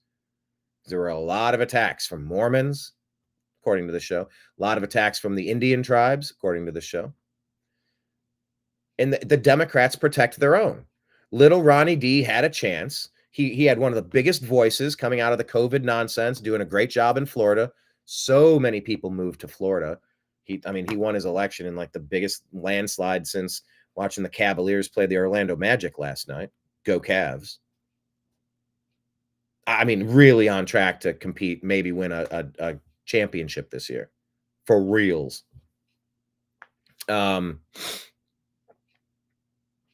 they circled their wagons, and little Ronnie D, he tried kicking Trump outside of those wagons. He's like, no, you're toxic. You go out there and get destroyed. It's like, no, fool. They're going to come after you next. He's richer than you. He has more experience than you. He's been wildly successful. He has resources to fight, unlike you. Trust me, pal. If you throw Donald Trump to the wolves, they're coming after you next. Actually, last night, the episode I watched was literally a pack of wolves busting through a cabin to attack the kids that were hiding there while they were trying to retrieve somebody who was stolen as bounty. So little Ronnie D showed me a lot of bad stuff by not circling the wagons and protecting the party's leader. He must have been smelling his own farts or something, thinking, I don't stink. I'm fantastic. Look at me. I will be the new head of this party. Huh. Let's get rid of that Trump fella. It's like, no, pal, you're next. As soon as they're done with Trump, they're coming after you. They don't stop. Trump is the best chance we've had to stop the deep state. Trump's one of the best things he said. They're not coming after me. They're coming after you. I just happen to be in the way. They're not coming after me. They're coming after you. I just happen to be in the way. It's one of the best talking points Trump has had over the past 8-9 years. So, yeah, interesting to see how that shakes out. Alan says, Donald, 8 years of governor. That puts 2032 just in time for 2034 election. See 8 years advance. Then Donald. What a run. Yeah. But what's little Ronnie D going to do? Don't do what Donnie Don't does. They could have made this less complicated. What did he say? They could have made this a little bit more clear. Ronnie working for the D. Yeah, but look, hold on. J.D. Vance. President Trump was asked about J.D. Vance, and he said, actually, let me. I think I can find that quick. Let me just see if I can find it. Trump asked about Vance, says no.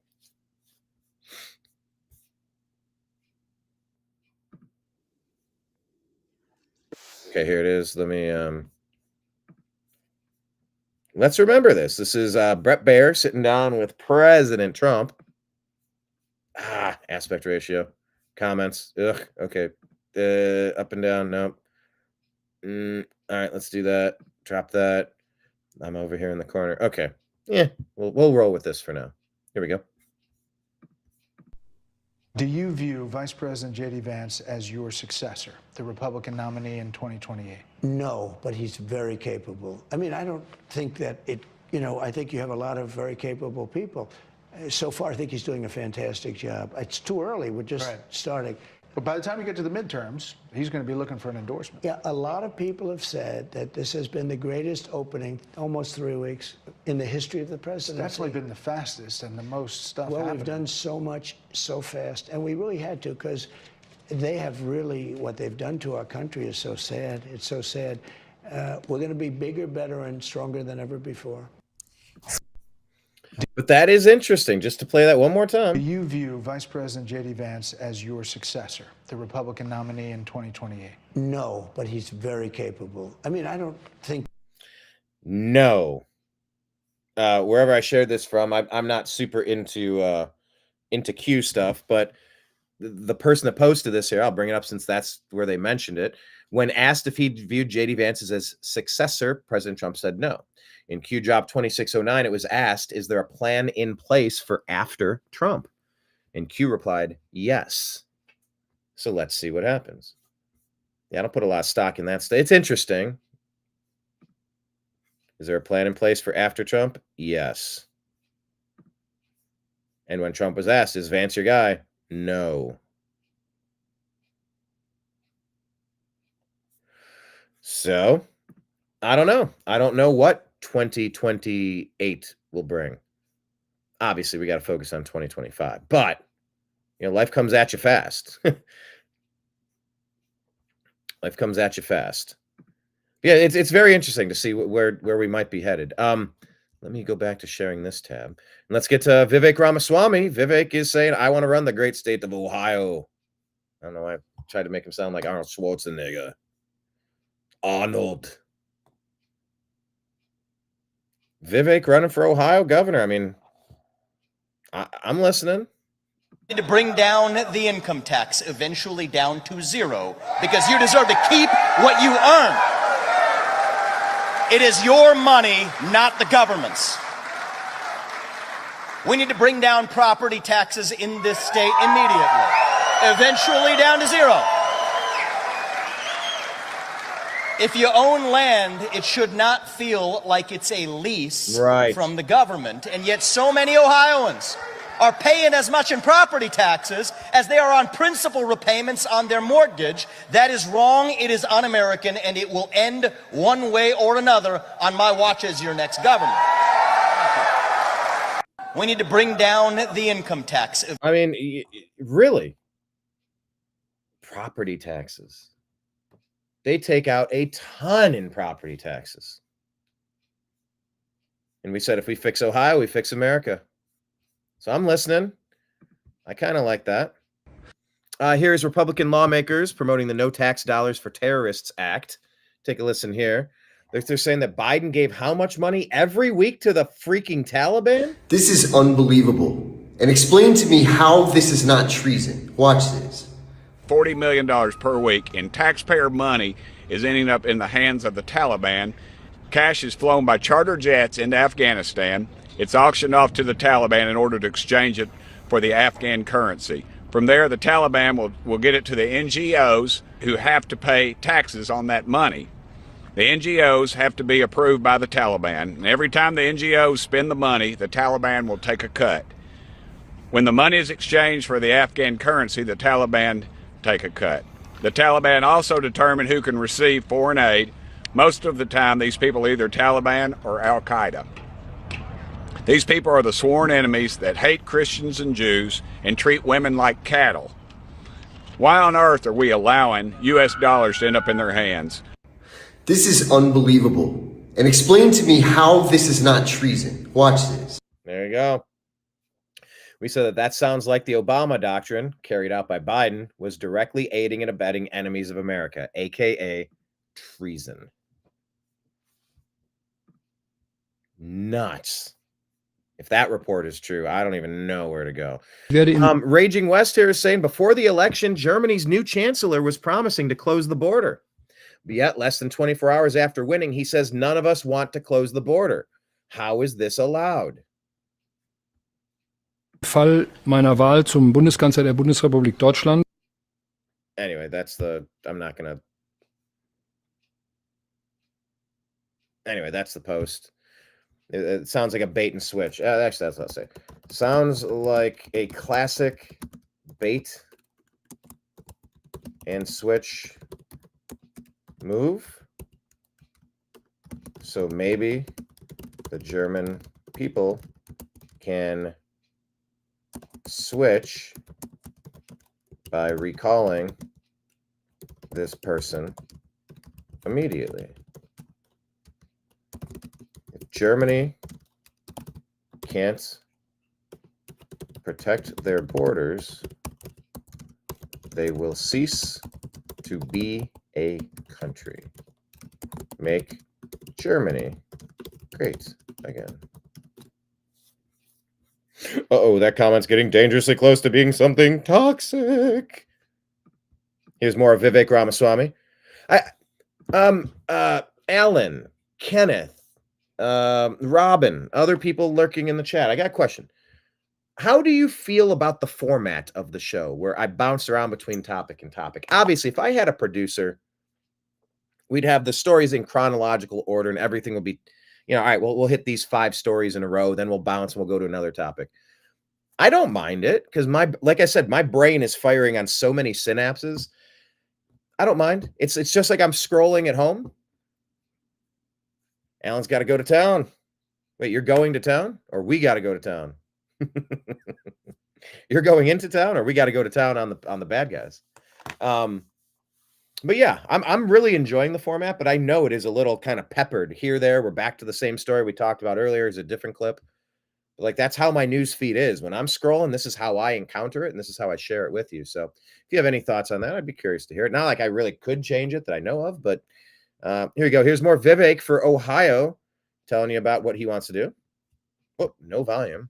There we go. The achievement of our students, from the sports fields to the classroom, excellence in every domain. And that is going to require one basic common sense reform, where I, as your next governor, will lead Ohio to become the first state in the United States of America to implement merit-based pay for every teacher, principal, superintendent, and administrator in this state. People should be paid according to their results, not according to the mediocrity-based standards of which we're applying to our public schools today. We're going to stand for the achievement. Yeah, but why wasn't merit-based pay? Why wasn't it law already? It's common sense.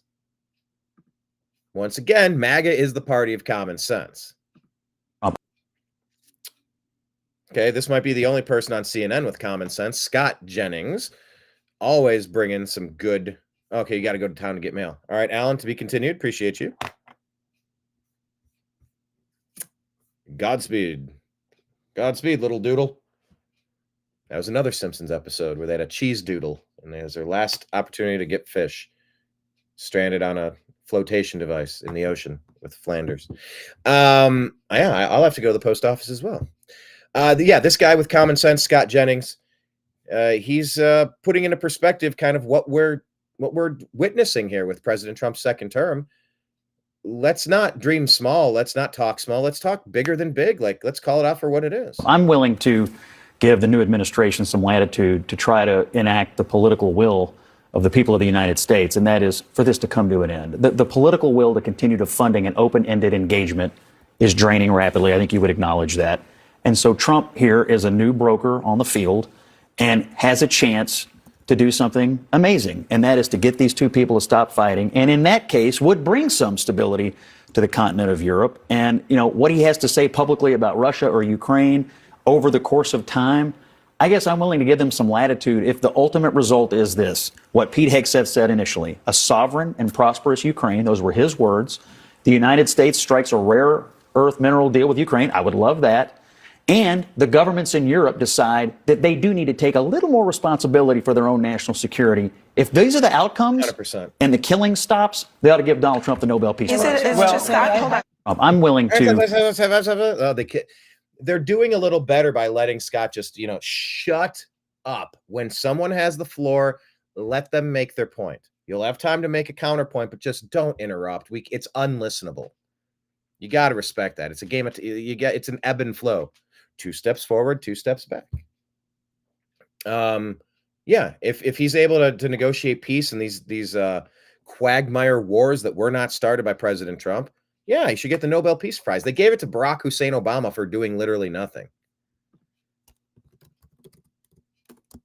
Yeah, actually, didn't they give Barry Obama a Nobel Prize for doing literally nothing? The bar is pretty low, and President Trump is exceeding all expectations. Hashtag MAGA. M-A-G-A, MAGA. All right, next story. Oliver Anthony. When the floods first came to Western North Carolina last year, where I used to live, there were tens of thousands of people who showed up to help from all over the country. No one asked them, no one paid them, and most of the world has no idea they were ever even there. And that's why we did our documentary, Hurricane Helene, Help on the Way. When I finish up the Instagram feed, we will play you those 45 seconds of the intro, hoping that you'll watch the project, share the project. But yeah, Oliver Anthony, the musician that came out, what, a year or 2 years ago now? It's a damn shame what the world's gone to. People like me, And people like you. It's a good song. Great song. Fucking great song. I was there the same day that the governor of North Carolina came for his little photo op. He made a public announcement that day saying that the current statewide death toll with the floods. Oh, I'm sorry. He made a public announcement that day with the current statewide death toll of the floods. But that same morning alone, volunteer veterans with cadaver dogs that I had met with had pulled 15 bodies out of a single pile of debris near the KOA campground in Swannanoa. The statewide count at that point had to have been well into the hundreds. I believe the number the governor used that day was 28. In fact, there was a reefer truck that sat for 2 days full of bodies because the morgues were overflowing. And while FEMA was hoarding donated generators and denying people on their applications, it was the nobodies of the world that were driving ATVs and Jeeps with chainsaws up mountain roads rescuing people. There was 2 guys we met that hot-wired a bulldozer from a quarry to cut a navigable path through a washed-out road in 2 days that the state said would take months. And that's what Hurricane Helene Help on the Way is all about. We went to the church when we made our donation drop, and they told us a story of how they're taking ATVs across the rivers because the bridges have washed out, because there's people up on the hillside that haven't had electricity in over a month. They don't have clean drinking water. They don't have medicine. They don't have power. They have no mobility. They can't go anywhere. Absolutely stranded. And it was just people from the church, people from the community. All right, nobody else can help us. All right, we're going to take an ATV to go deliver some of this stuff. So like the goods that Lowe's and Dick's Sporting Goods and Advanced Auto donated to me that I filled up in my 4Runner to take down, to then go to Grizzly's place in Southern Virginia, to then distribute with his tractor trailer, his horse trailer. I mean, jam-packed top to bottom. That was another hub to drive through Tennessee and deliver to different places along the way. A couple of different outposts got stopped. A couple of different outposts received supplies. And then these were different distribution chains going to the triage areas. Like, what's the most urgently? What do you need? What do you need? Okay, let's put some of those things here. What, you need more of this? All right, you take more of that then. All right, and you're going where? It was just normal people like me and people like you. You know, people like some of you out there in the comments donated for that. 100% of what came in for that purpose went directly to Grizzly for his efforts. You know, for the work that was being done. And he's rallying the community. He's shutting down he's putting hundreds of dollars of gas into his vehicles to deliver it to those people. Like, it was just regular Americans coming together to say, hey, I can't do everything, but I can do something. I didn't know what to do, but I wanted to do something. And that's exactly, he's saying you hotwire a bulldozer and you go into these areas, like whatever someone says you can't do, figure it out. And I was hearing the story that it was almost coming to a hot conflict. It almost turned into a shooting battle between the feds, who were telling the locals, you can't do this, you can't do that. They're like, who the hell are you? You're not going to tell me there are people that need help and we're going to help them. If you get in our way, you're going to have a big problem. It turned into like a clash. I'm glad it didn't turn hot. But eventually these FEMA idiots started backing down because they were blocking the people from helping their neighbors. So why don't you want a Canadian judge determining what happens in America? Because they're not American. Why don't you want dumping 30,000 people from some other place into your community? Because they're not your community. They're in other communities. Stay in your community. Work in your community. Do your thing in your community. Because the people of the community that have been there for 3-4 decades, they give a shit. It's not to say an immigrant won't care about their new place, but it's not the same. They're not pot committed. They don't have skin in the game. They're not invested. They don't know those people. They don't care the same way. The same way that rental units, that renters don't care about a house, and they'll throw parties and trash it in college. They don't care. They're renting. Fine, keep my security deposit. What do I care? Whatever. But if you own a place, you're not going to let all that trash pile up outside. You're going to have some pride. You're going to take some ownership in the community and make it better. So Oliver Anthony here talking about it like hot wiring bulldozers and just people from the community stepping up. What can we do? What do you need? That is the energy that FEMA is supposed to have, but instead it turned into just a bloated, do nothing, get in the way, not even do nothing. They were the opposite, according to several people who didn't want to be interviewed on camera about some of these, because it was getting really testy to the point where you remember some of those FEMA officials, that lady that was fired, I believe she was fired. She gave a directive that said if they have a Trump, a vote Trump 2024 sign, yard sign at their property, avoid those houses. Now, I get that sounds like it's just sleepy Joe Biden, the third Obama term, the deep state Democrats targeting Trump. But I also get that it's the Trump people who are more likely to become obstinate if there's FEMA people blocking assistance efforts. If they're getting in the way instead of helping, yeah, you're going to start having disagreements with people. You're going to start hearing from the people. They're like, well, we don't want to hear it from them. We're in charge here. They do as we tell them to do. We're just going to avoid them. They're not going to get our assistance. Oh, that's not a good strategy either. Why you got fired? I believe she got fired. 98% certain she got fired. So yeah, this is what Oliver Anthony's talking about here, and I'm glad he's saying it. Allowing supplies to people who hadn't had contact with anyone in over a week.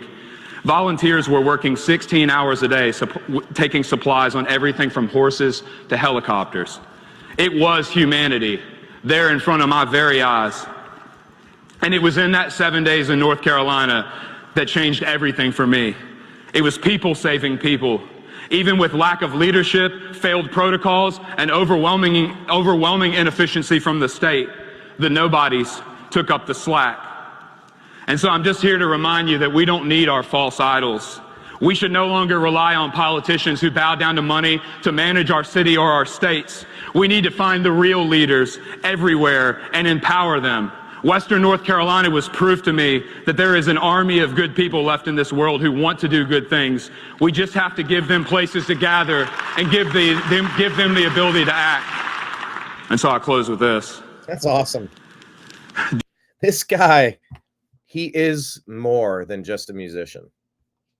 Do not fret because of those who are evil, or be envious of those who do wrong, for like the grass they will soon wither, like green plants they will soon die away. Trust in the Lord and do good. Dwell in the land and enjoy safe pasture. Take delight in the Lord, and he will give you the desires of your heart. And so I'll see you on April the 5th in Spruce Pine, North Carolina, for the first official gathering. It is now my life's mission to revive rural America one town at a time. It's called the Rural Revival Project. Ooh, take that to East Palestine. So thank you for listening.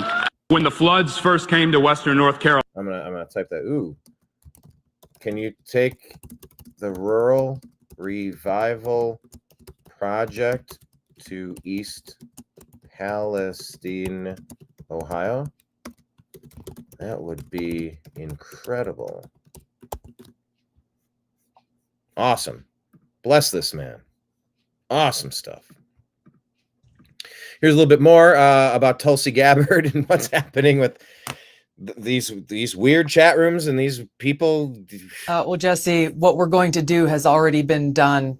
There are over 100 people from across the intelligence community that contributed to and participated in this, what is really just an egregious violation of trust, what to speak of like basic rules and standards around professionalism. I put out a directive today that they all will be terminated and their security clearances will be revoked. These are the intelligence officials involved in disgusting sex chats. But the thing here, Jesse, is like we got to take a step back because this is just barely scratching the surface.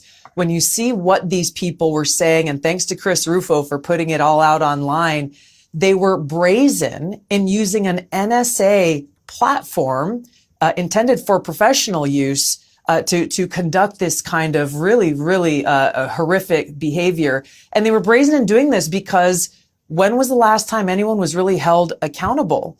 Certainly not over the last 4 years, certainly not over the last 10, maybe 20 years. When we look at some of the biggest violations of the American people's trust in the intelligence community. So today's action in holding these individuals accountable is just the beginning of what we're seeing across the Trump administration, which is carrying out the mandate the American people gave him.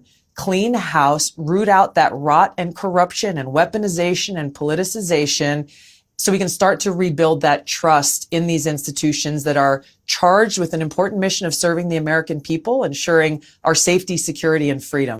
Well, Jesse, it's wild stuff, but I like that she's involved with it. Yeah, this is hey, back to these Epstein files. Where are they at, Pam Bondi? I know she allegedly needs 45 days to review the files, this, that, and the other. But like, what are we talking about? Let's hear what we're talking about. This is shared from Old State Saloon. Primarily talking about the CIA and Mossad tonight, which are kind of two wings of the same bird at this point. And we'll talk a little bit about why that is, although you'll have to do your own dig to figure out exactly how true that is.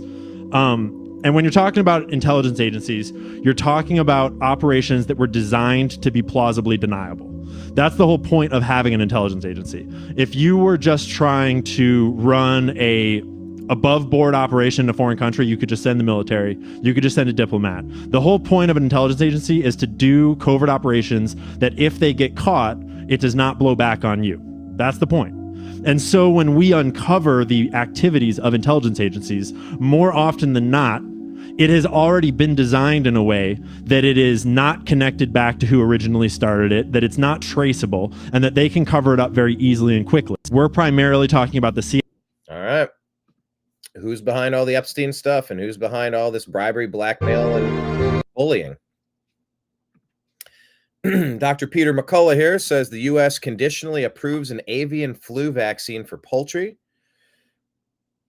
He's sounding the alarm. He says the vaccine cartel is getting closer to realizing its dream of vaccinating 308 million egg-laying hens in the United States, even though leaky vaccines are likely to result in new pathogens. Poultry vaccination has failed miserably in China and Southeast Asia for decades because it increases animal carriage of H5N1 and breeds resistant strains. Now America is about to make the same public health mistake.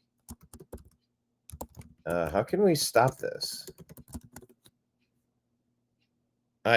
Yeah, who the hell wants eggs from a chicken that's been vaccinated? No. I'm good. Dan Scavino here saying it's time to abolish the IRS. By the way, check this out. Is this in English? The prosecutor's office, mob already gathered here to support Călin Georgescu. He was coming to our headquarters to make the file for his candidacy at the president's office. We raised 300,000 signatures for him, and we were supposed to meet at 2:00 p.m. Bucharest time. So at this hour we were supposed to meet. He was in traffic, and they took him out of his car and brought him here. We will keep you updated. We are in front of the prosecutor's office. This is bad news. This is really bad. They're mob already gathered here to support Călin Georgescu. He was. They're trying to trump him. Romanian Trump-supporting presidential candidate Călin Georgescu has been arrested just 1 hour before he was set to receive the nomination from the AUR Romania Party. AUR Romania Party. This will reportedly prevent him from running in elections. Jack Posobiec says, we have now learned the highest levels of our national security agencies were full of radicalized groomer cells discussing how to take out conservatives and Catholics. Now wait until it comes out who recruited them. This was done with intent. Toria Brooks saying Monica Lewinsky believes that former President Bill Clinton should have resigned from the Oval Office as Congress voted to impeach him for lying about his affair with the then 22-year-old. Okay, a couple of interesting drops there. Liz Wheeler says radical Democrats censured Maine Representative Laurel Libby because she opposes. No, it is Republican. Maine Republican. Is it Republican representative? Okay, I'm guessing it's Republican. Let me restart this. Because rep could be representative or Republican. Or repudiation. Or representative. Wait, I did say that. Or repugnant. Rumpelstiltskin. Anyway, radical Democrats censured Maine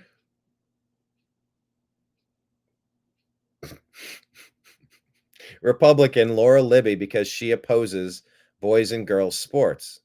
Maybe it is just a representative. Rep Libby is not allowed to vote or speak on the floor anymore. Read the abominable censure order. They cite her ex posts and her appearances on shows like mine and other people's responses as justification for why they're usurping the voters who elected her. Remember when these tyrants claim they care about democracy? Ha! They're demanding she retract her opposition to boys competing in girls' sports and delete the posts and publicly apologize. It's a communist-style struggle session they want to force from her. Proud of Laura Libby's courage and strength in rejecting this abuse and standing up for the girls. Give Rep Libby a shout out of encouragement and support. 80% of Americans agree. No, it's 95% of Americans agree with her. Thank you, Rep Libby, for fighting this fight. She continues, a cowardly, weak leftist man stripping this courageous woman of her right to vote and speak because she dared to speak reality. Boys don't belong in girls' sports. Hang it in the Smithsonian. Rep Libby, you're a warrior. Fight, fight, fight for the right of women to play sports without men getting involved. It's just common sense. There you go. So that's another story I was unaware of. More weirdness coming out of Maine. But let's bring it to light. 5 arrested on charges of ballot tampering. Okay, not Maine, but we're kind of still in the northeast quadrant. Now Connecticut has election fraud. Remember, oh, there's no election fraud. Oh, yeah, there is. There always has been. It's not like that all stopped in 2020. And now we're about to start peeling back and figuring out where it's coming from, what the tricks are that they're doing, and holding some people accountable, I think. 5 tampered with absentee ballots in Connecticut local elections, authorities say.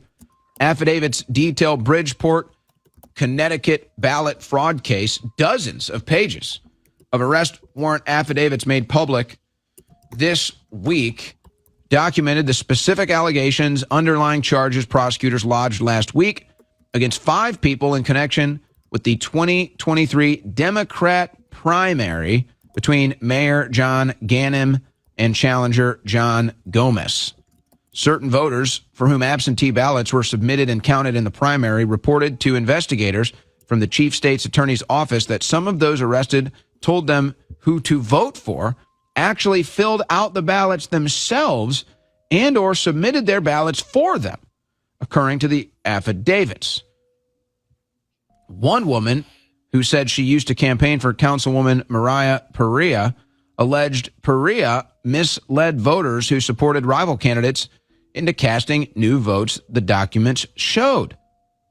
So Democrats rigging their own elections. Oh, where have I heard that before? Oh, I don't know. Hillary Clinton. Over Bernie. Joe Biden. Kamala Harris. Yeah. Whoop. Exactly. We said it's time to Doge audit every local, state, and federal election process. If we clean up the ballot tabulation process, we might never see another Democrat elected ever again. Imagine that. I'm sorry. Here he is again, Scott Jennings, the lone voice of reason on CNN.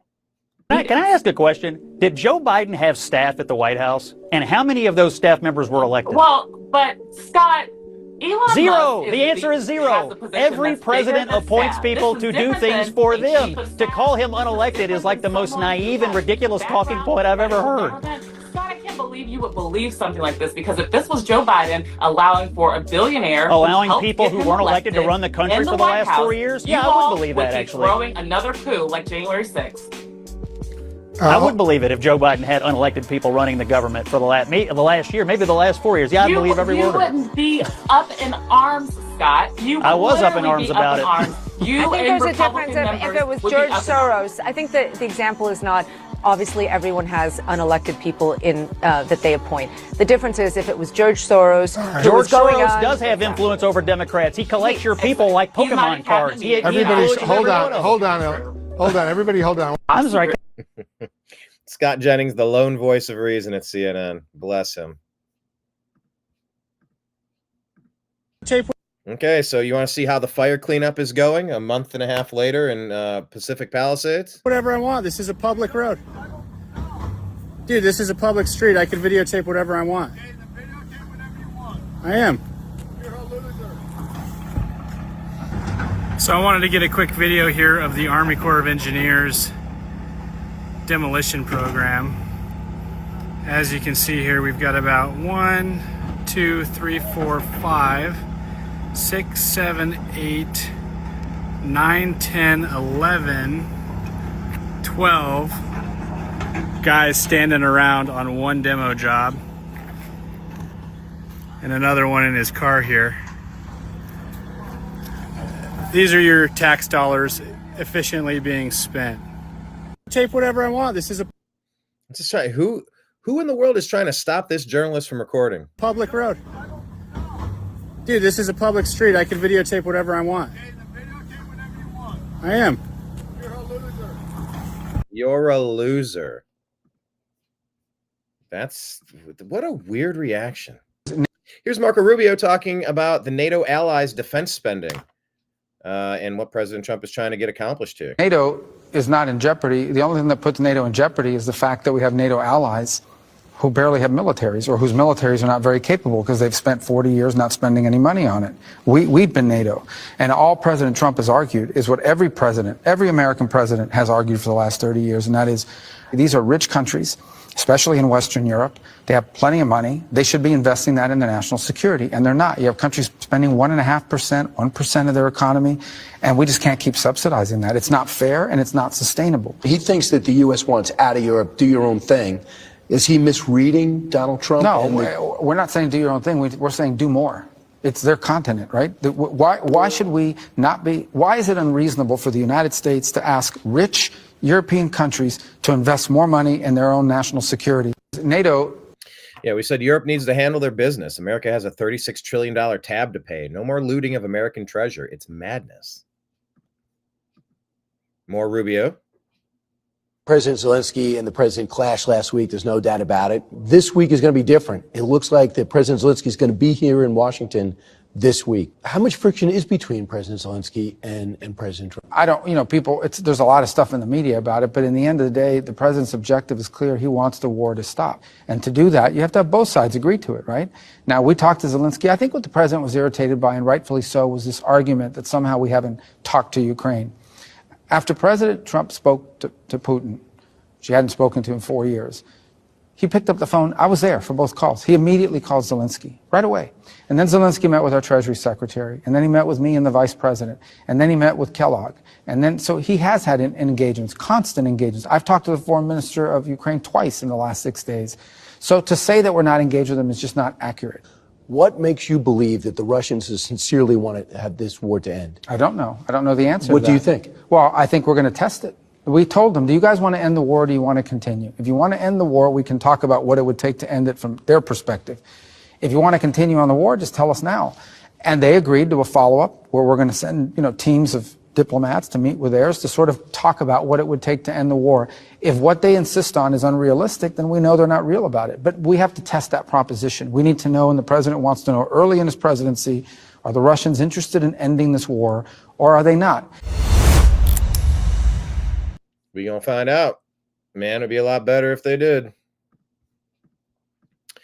Uprising Voice here saying 5 members of the, here we go. Yeah, the same story we reported a moment ago. 5 members of the Democratic Party in Bridgeport, Connecticut and Philadelphia have been, and Philadelphia too, have been criminally charged with numerous counts of voter fraud at both the state and federal levels regarding mail-in ballots. Where is your proof? There's no proof. Where is your proof? There's no proof. Oh, there's plenty of proof. All you got to do is decide you want to look for it. So, kind of sounds like the mail-in ballot fraud that we've been yelling about for years now. We were told this didn't exist. This didn't happen. Pure deep state Democrat gaslighting. President Trump really did have an election victory that was too big to rig. Imagine how much fraud was in that election, both times that he had to win. Did I play this? There's going to be a lot of house cleaning because now we're hearing CIA agents don't like getting Doge, so they're going to sell. This is a different clip, I believe. State secrets to our enemies. What are we going to do here? I am curious about how they think this is a good tactic to keep their job. They're exposing themselves essentially by making this indirect threat using their propaganda arm through CNN that they've used over and over and over again to reveal their hand that their loyalty is not at all to America. It is not to the American people or the Constitution. It is to themselves. And these are exactly the kind of people that we need to root out, get rid of, so that the patriots who do work in this area, who are committed to our core mission, can actually focus on that. I got to tell you, one of the byproducts of what I just saw literally today is because of this immediate action of transparency and accountability, I have people within the intelligence community reaching out to me personally and directly saying, hey, you need to know about this. You need to look over here. People are stepping forward because they are all on board with the mission to clean house and refocus on our core mission of serving the American people. I love to hear that, that there's a lot of patriots that... Yeah, the whistleblowers. We need people on the inside. You have unique access. Be a hero. Get all of the dirtbags fired, rise to positions of prominence, and take over the companies, the agencies. Want to join you. And there's going to be a lot of house cleaning because now we're hearing CIA...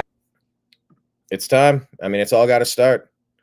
Here's a actual image of them deleting "No one is above the law" tweets. That's dem. I gotta mute the music. Democrats deleting "No one is above the law" tweets. Delete, delete, delete, delete, delete. I've been saying this for so long. Seattle Noel says Democrats are so effed they can't even figure out why they lost. Doc says the country is healing. Dems deleting "if you get the vaccine, you can't get or spread COVID" posts. Senior citizen cardio workouts. So, yeah. And then Blazin saying, nope, that would mean that they have the capacity for self-reflection. So that's not happening. But it's kind of funny. Yeah, Kenneth, if you remind me, I got to send you my stand-up from last night. I did keep my Kanye jokes. I added a couple to it. Yeah. The mother of Kanye's niece is talking to Piers Morgan. A few years ago, after he made some adverse comments about Kris Jenner, you said his rant then shouldn't be dismissed because of concerns about his mental health. So you clearly believe a lot of the things that's going wrong with Kanye for years have been driven by mental health issues. So I'm not a doctor, and I honestly think maybe more so abandonmentship. You know what I mean? If you like kind of take a look back at like all the people that's been in his life, and he kind of like put them on a pedestal and was there for them, they kind of like left. And I feel like that kind of sucks because sometimes we have to be there for people. And I feel like he hasn't really found that support yet that's going to stick by you through it all.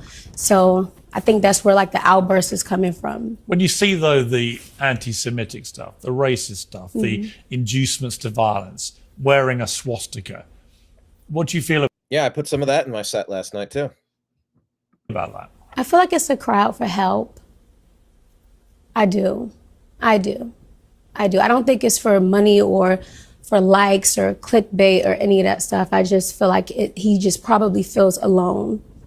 And the only thing that we could honestly do is just pray for him. And Have you talked to him in recent years? No. And I respect his artistry, you know what I mean? And I respect him as Dream's uncle, but I think that's just really what it is.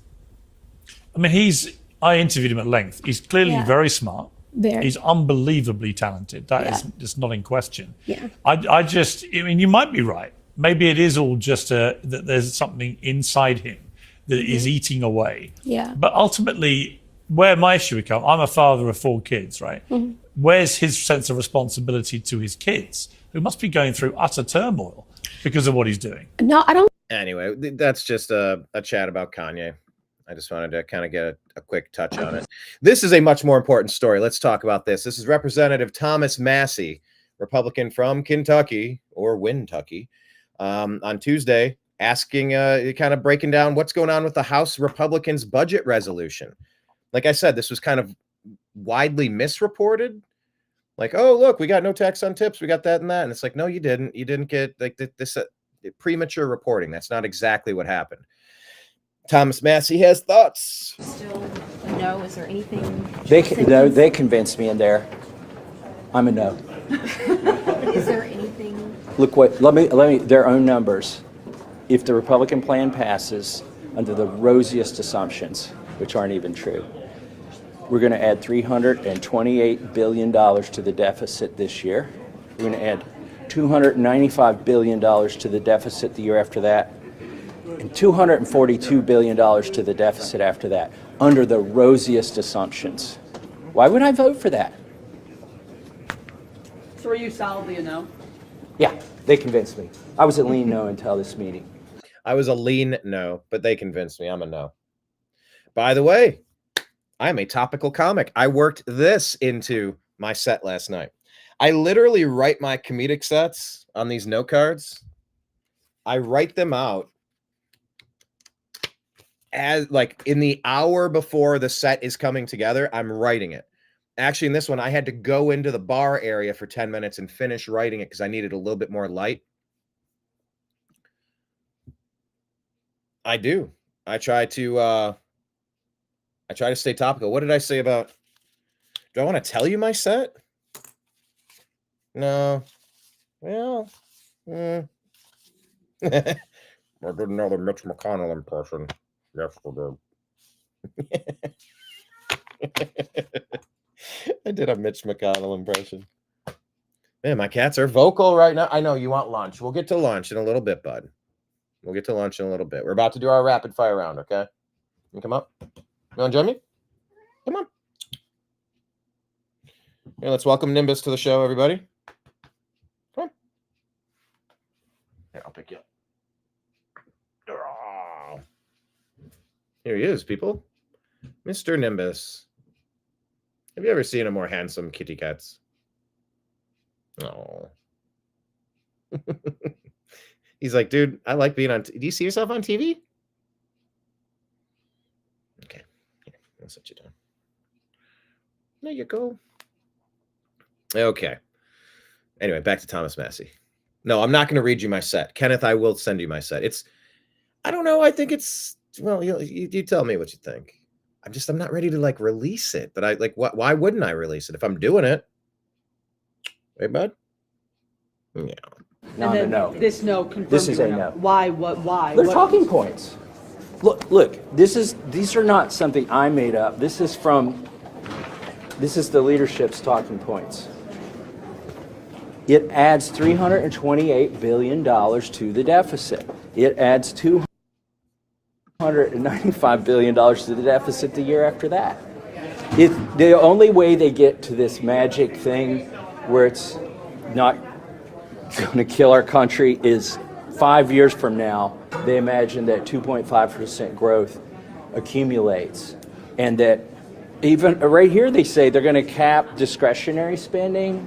You think we're going to cap discretionary spending and then spend at the rate of inflation after that? That has never happened. So their assumptions are wrong. But even if you take their assumptions at face value, they told us in there they're going to increase the deficit in 2025 by $328 billion. And I've been here long enough. I've been here 12 years. So I've seen a 10-year plan or two come all the way to 10 years. Under Boehner, we had these 10-year plans. Under Ryan, we had these 10-year plans. Anything past the third year never happens. Thanks. Mr. Speaker, will the budget resolution Are you planning to move it tonight? Today? Yes, that's the plan. Yes. In your meeting, and what are you doing? We're about to do a press conference. All right, so there you have it. Bless Thomas Massie. We said, bless Thomas Massie. We need to reduce the deficit, period, full stop. Nothing less can be approved. And we also, someone said, I bet he voted for our tax dollars to leave our nation and added to the deficit and his pockets. And we said, we'll take that bet. Massie's the most consistent representative that America has. I didn't add, you fool, but I should have. Here's Glenn Levitt discussing reports that the Biden administration sent how much to where?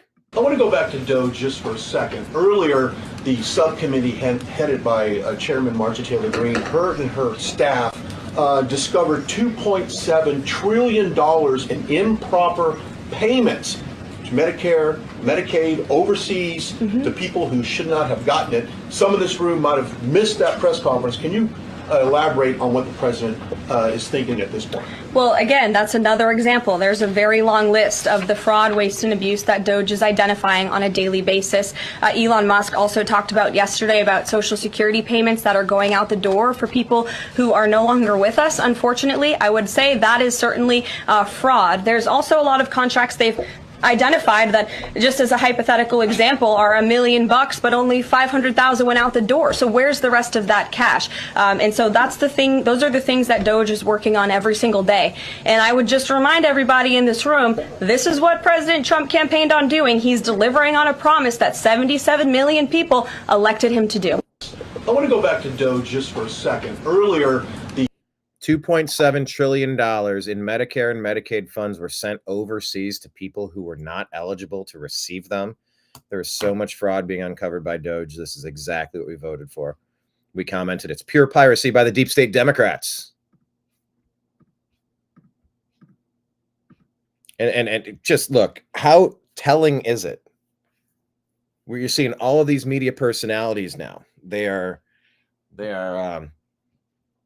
getting jettisoned as dead weight off of the sinking ships of these lying legacy media propaganda mouthpieces. So let's talk about what's happening with when we see, oh, look, there's so much support for these ideas. Oh, look, the people of America really want this thing. Do they? Or are these just little acts of performance art? How many of those protests that we covered were real? The climate protests that you see, the Hamas stuff on campus, we know that was funded. BLM, why did that stuff go on even after riots when we knew that it was just so destructive? These were astroturfed, emphasis on ass. They're about as organic as a Twinkie.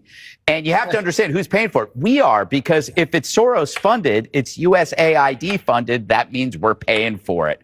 And how could you not? I mean, this is what drove me nuts. And Jessica's not here. So, Harold, I could not believe that you actually thought this was real. No average American is going to show up to protest against the reduction of fraud. No. It's not going to happen. How many of those protests?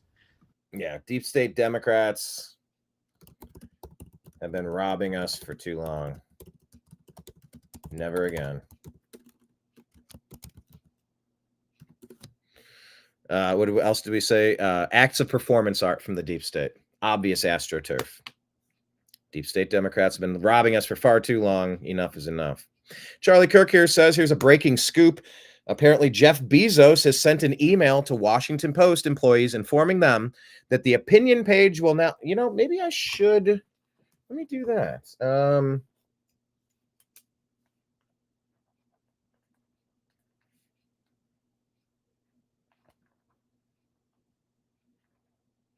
Okay. So liberties, personal liberties, and free markets. Bezos sent an email to the WAPO saying, we will now write daily about these two pillars, personal liberties and free markets. He says that viewpoints which disagree with those positions will be written elsewhere. David Shipley has stepped down as the paper's opinion editor as a result of the shift. Bezos also affirms that he is of America and wants to celebrate these uniquely American values that have led to innovation and prosperity. He believes these viewpoints are underserved in the current newspaper environment. He's right. Good. The culture is changing rapidly for the better. Bravo. It's about damn time. Those are American values. Always great for a quote or two. John Kennedy has some words about a vote that we just had to repeal the Biden administration's rule on offshore drilling so that we can lower these damn prices for your natural gas, for your gasoline, all of it. In the waning days of the Biden administration, BOEM promulgated a new rule that says if you want to drill a well or build a pipeline, you've got to survey it again. This, of course, increases the cost of drilling, which, of course, increases the cost of energy because the extra cost is passed on to the consumer, which, of course, hurts us in our fight to lower prices. This regulation is just one example of why we're experiencing inflation in America today. My resolution would rescind this rule. I'm not saying that the guy who came up with this idea of this rule is the dumbest person in the world, but I am saying that the guy who came up with this idea for this rule better hope that the dumbest person in the world doesn't die. And we're going to kill it.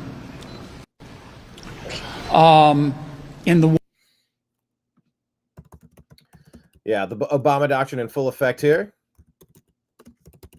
To spike energy costs to harm Americans. Yep. That's what they're all about.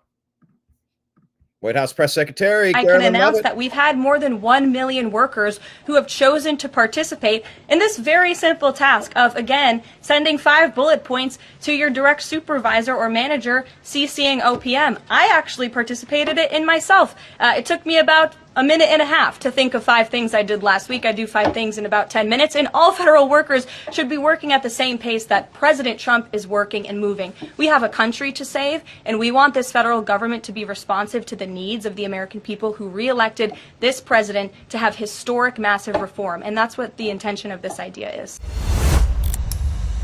There you go. Yeah, it's a great chance to let people know, and some people will be getting raises because of this. Gateway Pundit here is reporting, what is this, Francis Johnson, the head of Stacey Abrams' nonprofit, the New Georgia Project, announced that he is resigning from his post after the firm was hit with a massive fine for illegal campaign fundraising activity. Oh, this person. I can't believe they propped this person up. Twice failed Democrat Georgia gubernatorial governor. Good grief. Twice failed Democrat Georgia gubernatorial candidate Stacey Abrams created the nonprofit in 2013 to get out the black vote. And so they've been hit with $300,000 ethics fine for illegal campaign fundraising. Yeah, the darling of the leftist media. That girl. Ugh. Charlie Kirk says Ukraine aid is the perfect example of how America used to always get ripped off. America gifted Ukraine $250 billion in munitions and aid, but got nothing in return.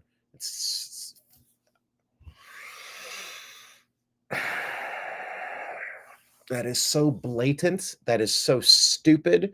That is so treacherous and treasonous. You don't negotiate that. That's not a thing that you allow. However, Europe loaned $145 billion in financial and military aid to Ukraine. America is done being taken for suckers. Yeah. So what about the Epstein files? The Epstein files need to be released yesterday. We have been protecting so many sick, evil people for so long. I don't care what Democrats are on there. I don't care what Republicans are on there. I also don't care what Republicans I thought I could have liked and looked up to that are on there. The American people not only deserve to know, but these people do not deserve protection. And it's obviously very questionable and disgusting that they're withholding this from the American people for so long. The Epstein files need to be released yesterday. We have been protecting so... Yeah. And we just said it's time. The demons need to start going on the defensive already. Drop the indictments, stay on offense, and MAGA. Okay, I did share this Scott Jennings clip. So here's something interesting. Massachusetts businessman was caught in a $30 million Medicaid and Medicare fraud scheme. Republicans are not just making this stuff up. We are cutting Medicaid fraud in this new budget. And why do the Democrats have a problem with that? Says Ahmed Y, and this is shared from Snowflake Tears.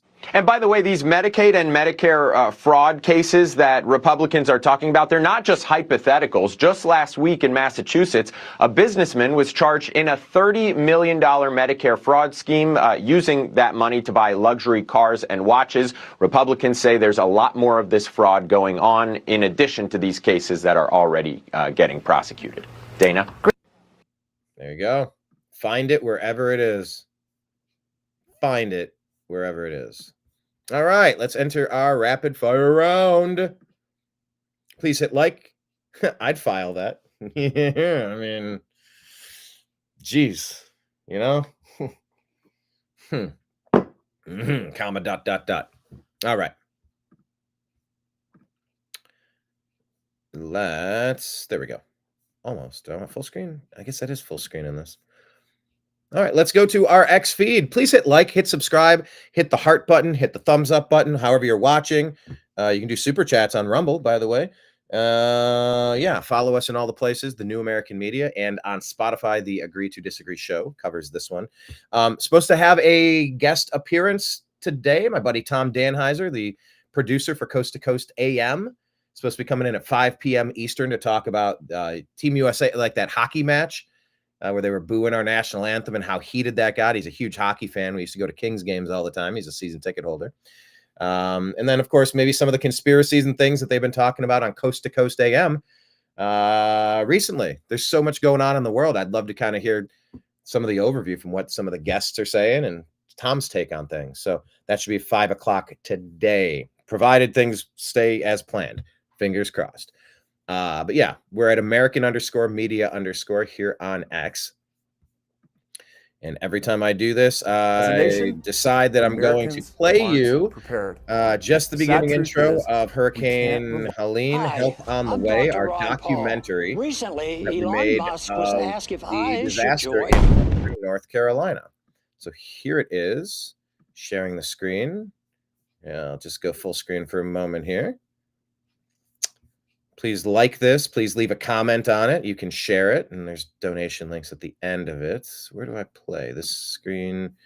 Where's the full screen? Is this full screen? Almost. There's full screen. There was no notifications going to your phone, like an Amber Alert, like evacuate. I get alerts from Denny's. There actually was a bunch of houses right here that aren't here now. You can see, look how big the river is, like the riverbed. Holy, look at this Dollar General, bro. It blesses your heart to see the way people have come together. Yeah. I heard like 4 different people talking about like how everybody's just worried this initial hop's gonna die away and people are just gonna forget about it. And really none of these communities can afford to be forgotten.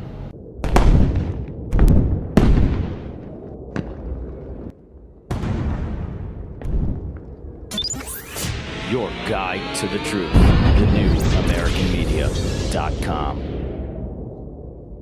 All right, so please check out that project, would you? It's important. Yeah, I really like seeing that Oliver Anthony thing. That was really cool to see. Overlay? Yeah, it'll mostly work. Let's see what we got. MJ Truth Ultra saying, breaking, the World Health Organization is warning that its largest global laboratory network is at risk of collapsing without additional funding. President Donald Trump's withdrawal from the World Health Organization has left 760 labs worldwide left without funding. The WHO warns that if it does not receive funding, the chances of another pandemic significantly go up. Yeah, it kind of sounds like a threat to me. WHO. Leading report says WHO may be on the brink of collapse unless it can secure funding to replace support lost by the U.S. following Trump's withdrawal. Shamari Stone here saying, did no tax on overtime pass?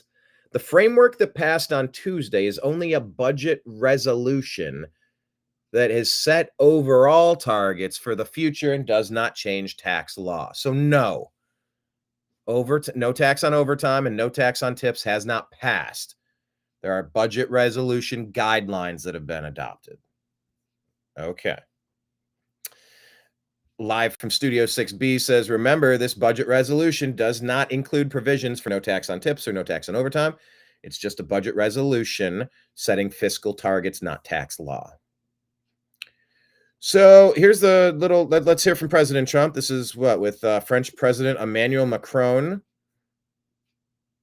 Here we go.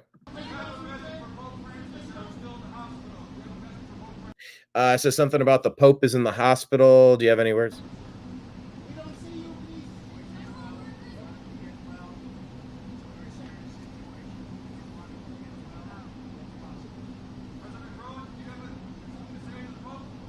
Hospital? Pope?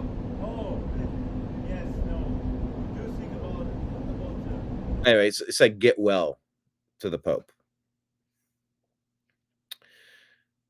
What is this one? I'm not following, I don't follow a lot of movies and Hollywood stuff these days. Yeah, we were close to having a show on BBC called All American Conspiracy. Who knows? I wonder if they ever launch that with different talent.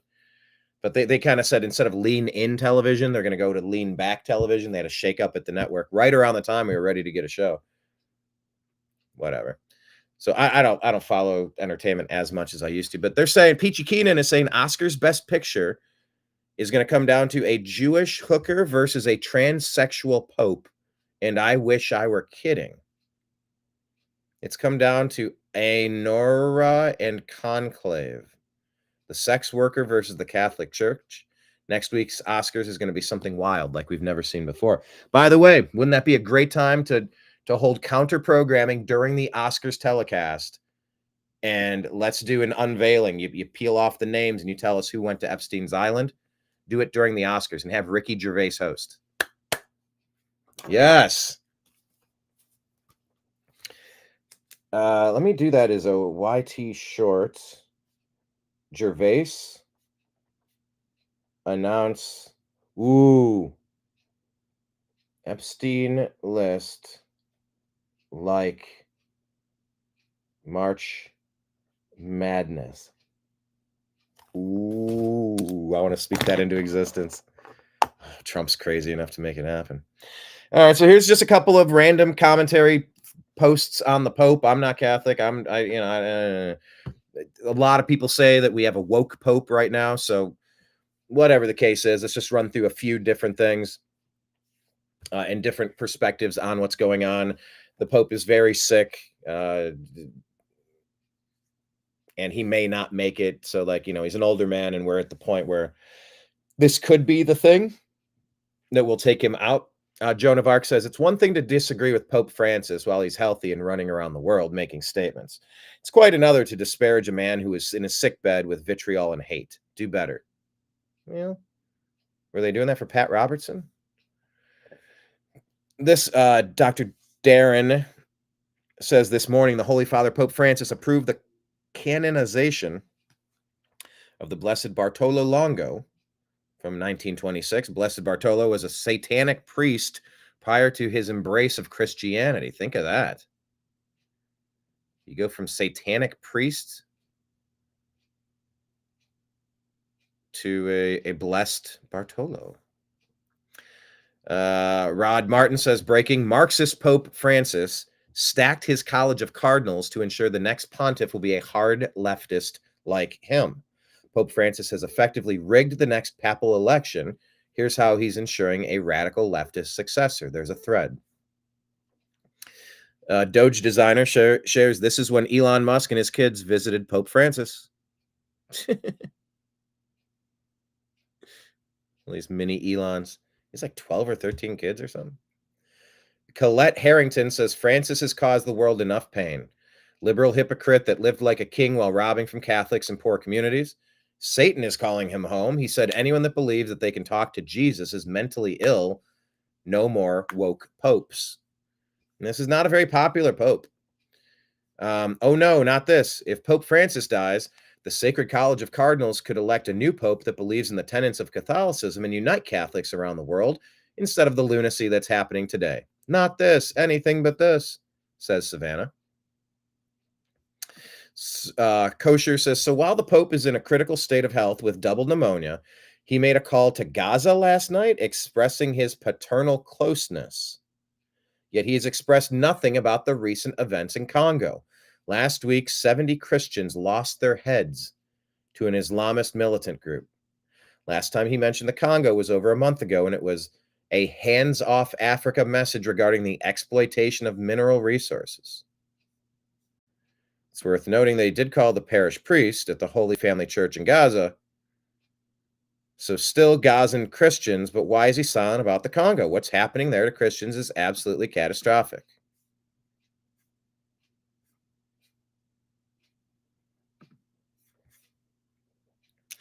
Here's the Pope. Gotta mute the music. What are we what are we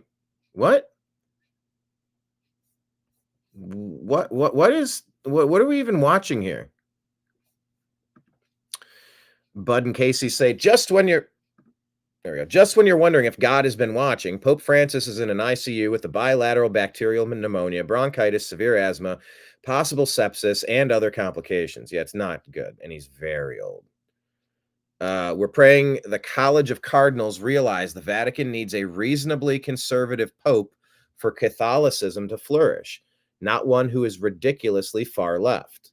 A liberal, woke Roman Catholic Church is not a church at all. I don't know what this is. What these they're playing ring toss with this person. It's like a circus, a carnival. Is this an Olympics? I actually don't know the context of what I'm watching, but it's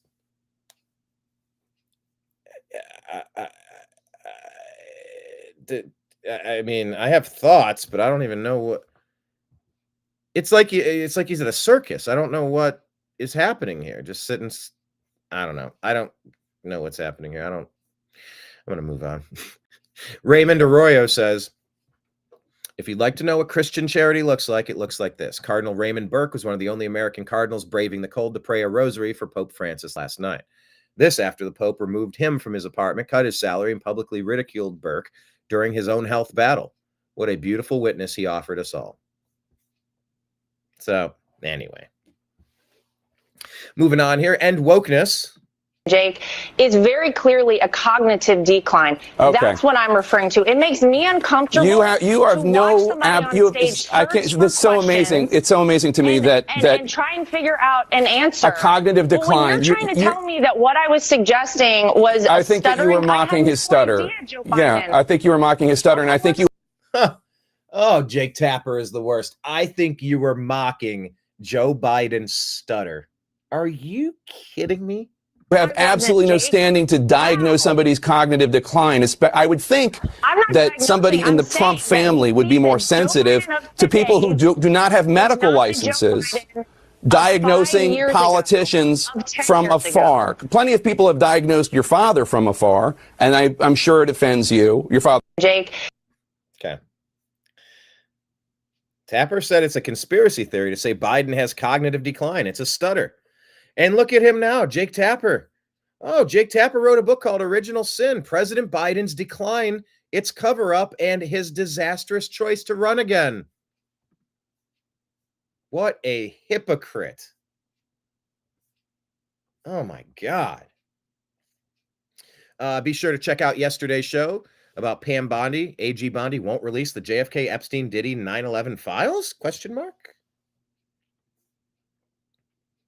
Yeah, if you miss a show, we cover a lot. I mean, it's mostly brand new content every day. So, like, we'll give you different stories. There's plenty to unpack if you're just finding our show. This is so Washingtonian problems. Says one of our community members sent this in to OPM. This is in response to Elon saying, send us an email telling us 5 things he did last week. Number one, because he thinks there's ghosts in the system that are not actual citizens, not actual Americans getting fake paychecks that aren't working jobs because they don't even exist. There's like ghost employees. So we're trying to filter out the ghosts first. So this was sent to Washingtonian Problems. Hi, wanted to emailed what I did last week in detail. Please let me know if you need more information. Sucked the biggest dick. Seriously, it was 12.3 inches. I measured. Got effed by said dick. Best sex of my life and will be going back for more. Ate a man's ass, but said he wasn't gay, so it's fine. Decided to F myself with your bullshit and came. Sincerely, go fuck yourself. Elon replies, ahem. We said 5 items, and that's only 4.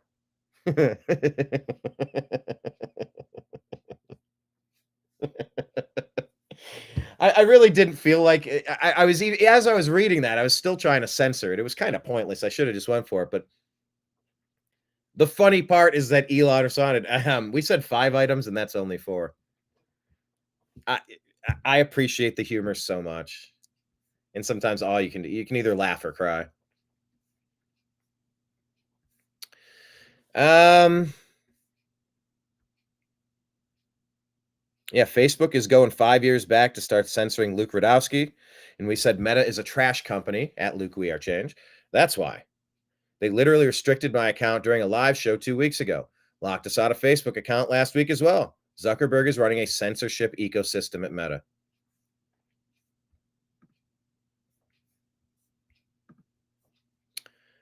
Oh, yeah. Chucky Schumer. Remember who Chucky Schumer is? He is on the deep state payroll. You take on the intelligence community, they have 6 ways from Sunday at getting back at you. So even for a practical, supposedly hard-nosed businessman, he's being really dumb to do this. What do you think the intelligence community would do if they were motivated? I don't know, to? but from what I am told, they are very upset with how he has treated them and talked about them. Oh, you know who's upset? The people who have suffered under the deep state meddling and anti-American policies that have been selling this country out right from underneath our own feet.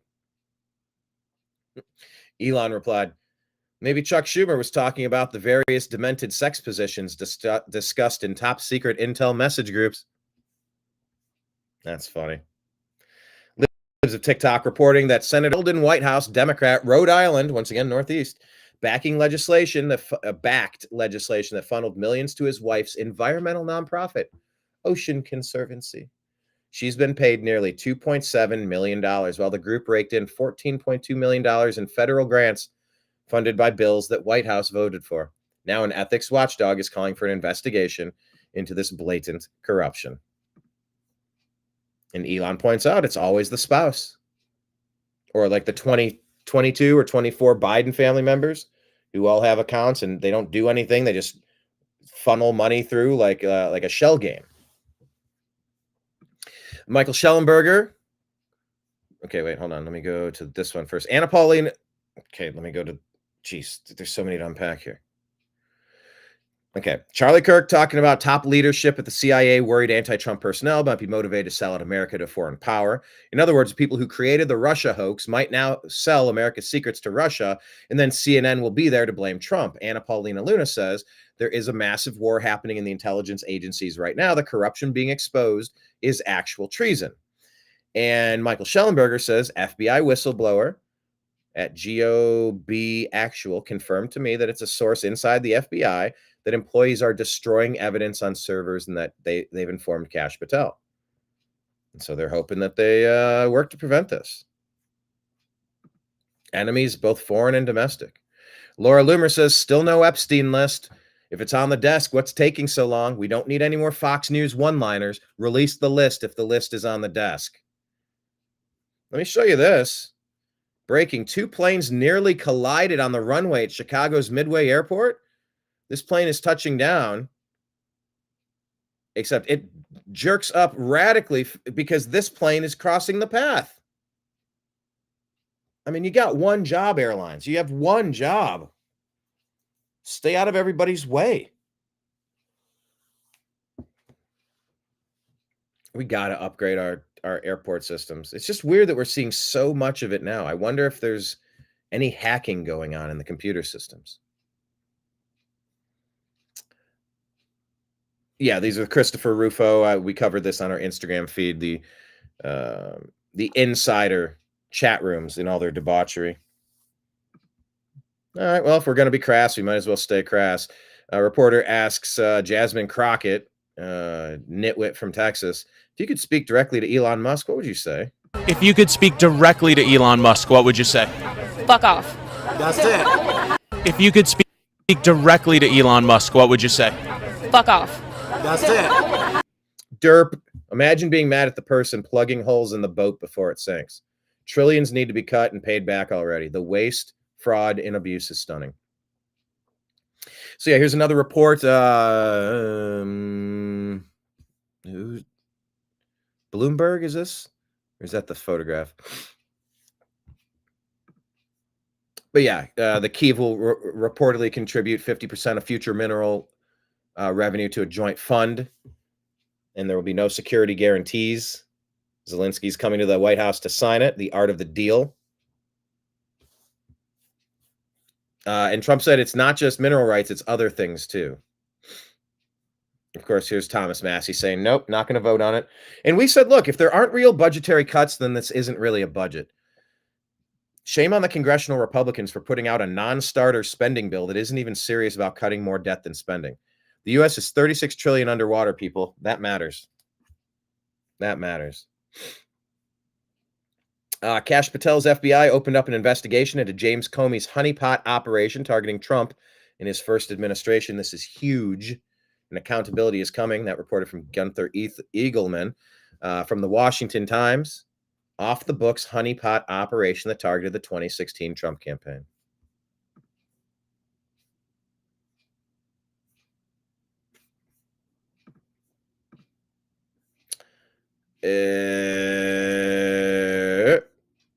Let's listen. Okay, so Colin Rugg.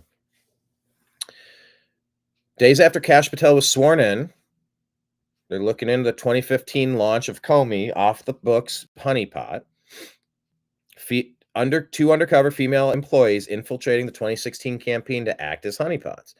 In the intelligence community, a honeypot commonly refers to an undercover operative, usually a woman, who feigns sexual or romantic interest to obtain information from a target. The whistleblower claimed Comey ordered the investigation and personally directed it despite not having a specific crime. The operation was likely a fishing expedition to find a crime against Trump.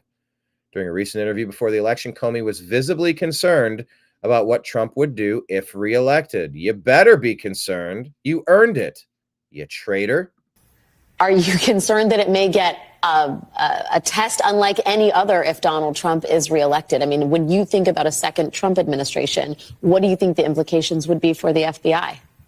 Oh, serious, for the Justice Department and the FBI, because Trump is coming for those institutions. He knows their power, and I think he has regrets that he didn't work hard enough to corrupt them last time. So he's coming for them, and that's a danger for all Americans. He's going to put people in positions in those organizations. He didn't have all-stars the last time. He'll have the bottom of the barrel this time, but people who will want to do his will, and that should worry every American. This election matters. Because of a reason like that, people have to participate. You cannot sit on the sideline. I don't care how you feel about Joe Biden, you must vote for him because the consequences on the other side are too severe. Yeah, they're going to be severe for you, you traitor. Brian Cates putting some perspective here. Remember how desperate these people were to find something, anything to stop Trump with? They even put that sweaty fat F Professor Stephen Halper and Sam Clovis. They wasted the entire summer of 2016 with Halper arranging meetings with the three men where he was secretly taping them for the FBI, asking them leading questions in an attempt to get them to say something incriminating on tape. It's not that it didn't just work when Papadopoulos or Page or Clovis wouldn't say something incriminating. Each man ended up making exculpatory statements, which the FBI did not include in the FISA warrant on Carter Page as the law required. There you go. With the Schumer over and Halper failing in his mission to get something on tape, the election fast approached. October 2016, the DOJ FBI Spygate plotters were very reluctantly forced to move to Plan B, which presented an entire host of problems with it. Using the Steele dossier hoax from the Clinton operatives as their evidence, for the FISA warrant that they wanted so they could legally spy on the Trump campaign. Of course, to do that, they had to hide from the FISA court that Steele worked for and was being paid by the Clinton campaign while he produced that hoax dossier. I also knew back in 2018 from what he was relating that a honeypot agent also got sent at Papadopoulos. So I'm not at all that surprised to find out that it was more than one. The timeline is getting really exciting, isn't it? I think it is. Yep, so there's Kash Patel, Nick Sorter reporting, justice is coming, off the books operation. Trump is trying to locate those agents who were involved, going after former director Comey for spying on Trump's 2016 campaign. It's about damn time. This one here, check out our interview with Tylene Aldridge. Her boyfriend, Jeremy Brown, was supposed to be released. He was pardoned by Trump for the J6 protest. And while I was interviewing her, the phone call came in that he will not be getting pardoned, and he was put back in chains and led back into a cell instead. So that story is still out there. So who's defying the law by continuing to illegally hold Green Beret Jeremy Brown? Take a look at that story. Apple, check this out. Did you see this one? Here, let me just play this clip. This is... Ladies and gentlemen, we just caught Apple in literal subliminal brainwashing. That was Sean's term for it. He's absolutely right. This is incredible. You see more and more of this type of stuff. Charlotte, show people what you just discovered. So if you do voice note to text and you say racist. See that? Racist. Racist. Ooh. Let me get it closer. Show people they can see that. That is insane. This is an Apple? Racist. Wow.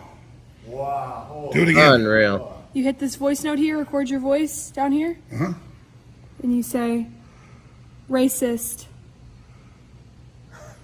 Wow. It spells out Trump. Now, here's the deal. Remember what Google did for 2 months after Trump got shot? They wouldn't even let you search it or find it. ChatGPT wouldn't let you do it. That's what Professor Epstein calls it, a subliminal programming. And they also do it with headlines that'll say something that's not true, but when you click it, it's a different article, so that they can't basically get caught doing it. You can go test this out. It'll work on your phone too, if you have Apple. Wow. It does on everyone's phone. Sean, get your phone. Let's see what Here we are. Let's see it. Wow. Here's Charlotte. Anyway, that's absolutely batty.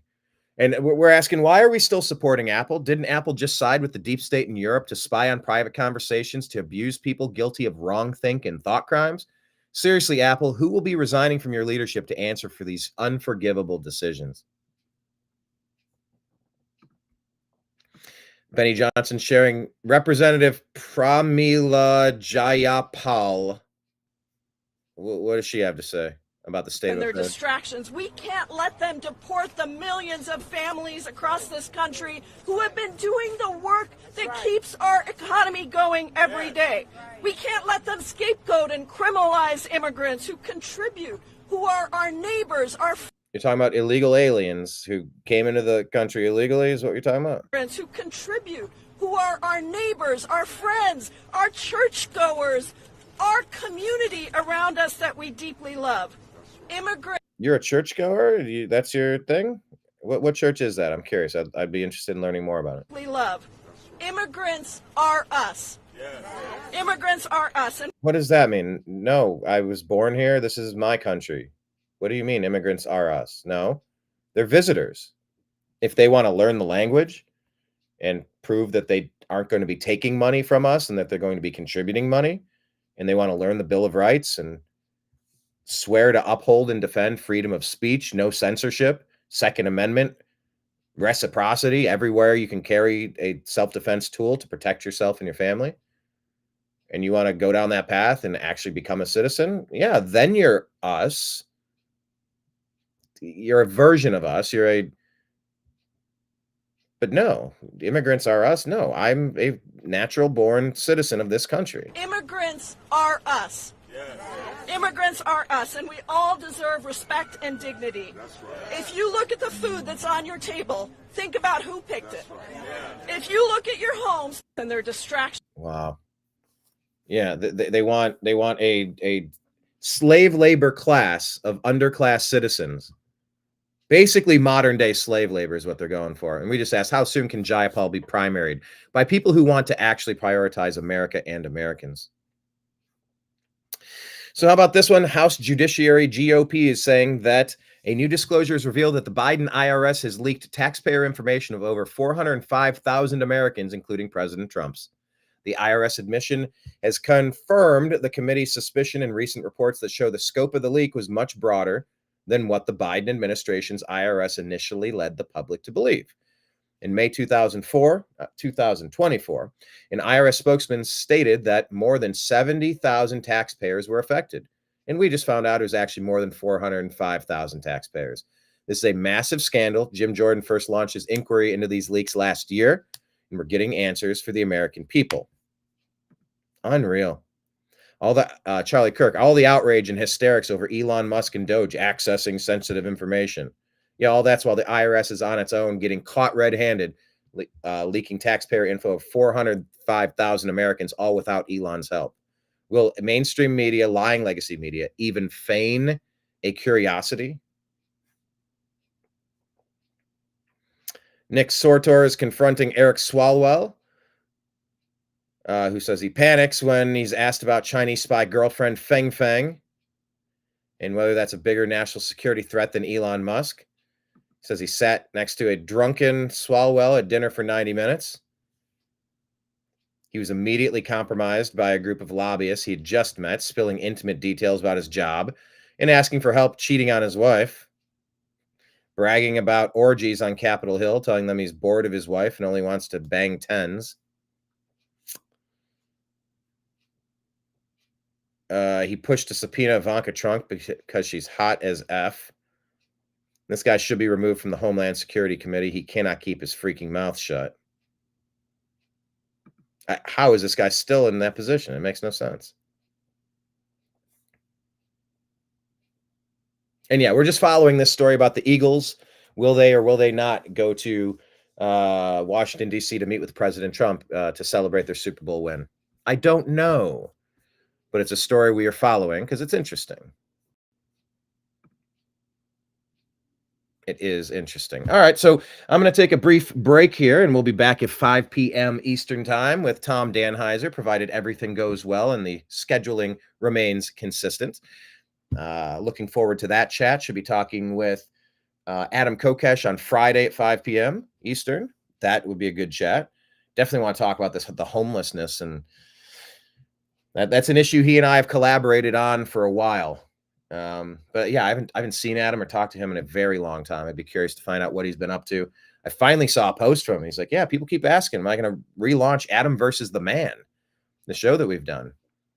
And so he said he doesn't have a plan to do it at this moment, but yeah, always interested in picking his brain. He's an interesting character for sure.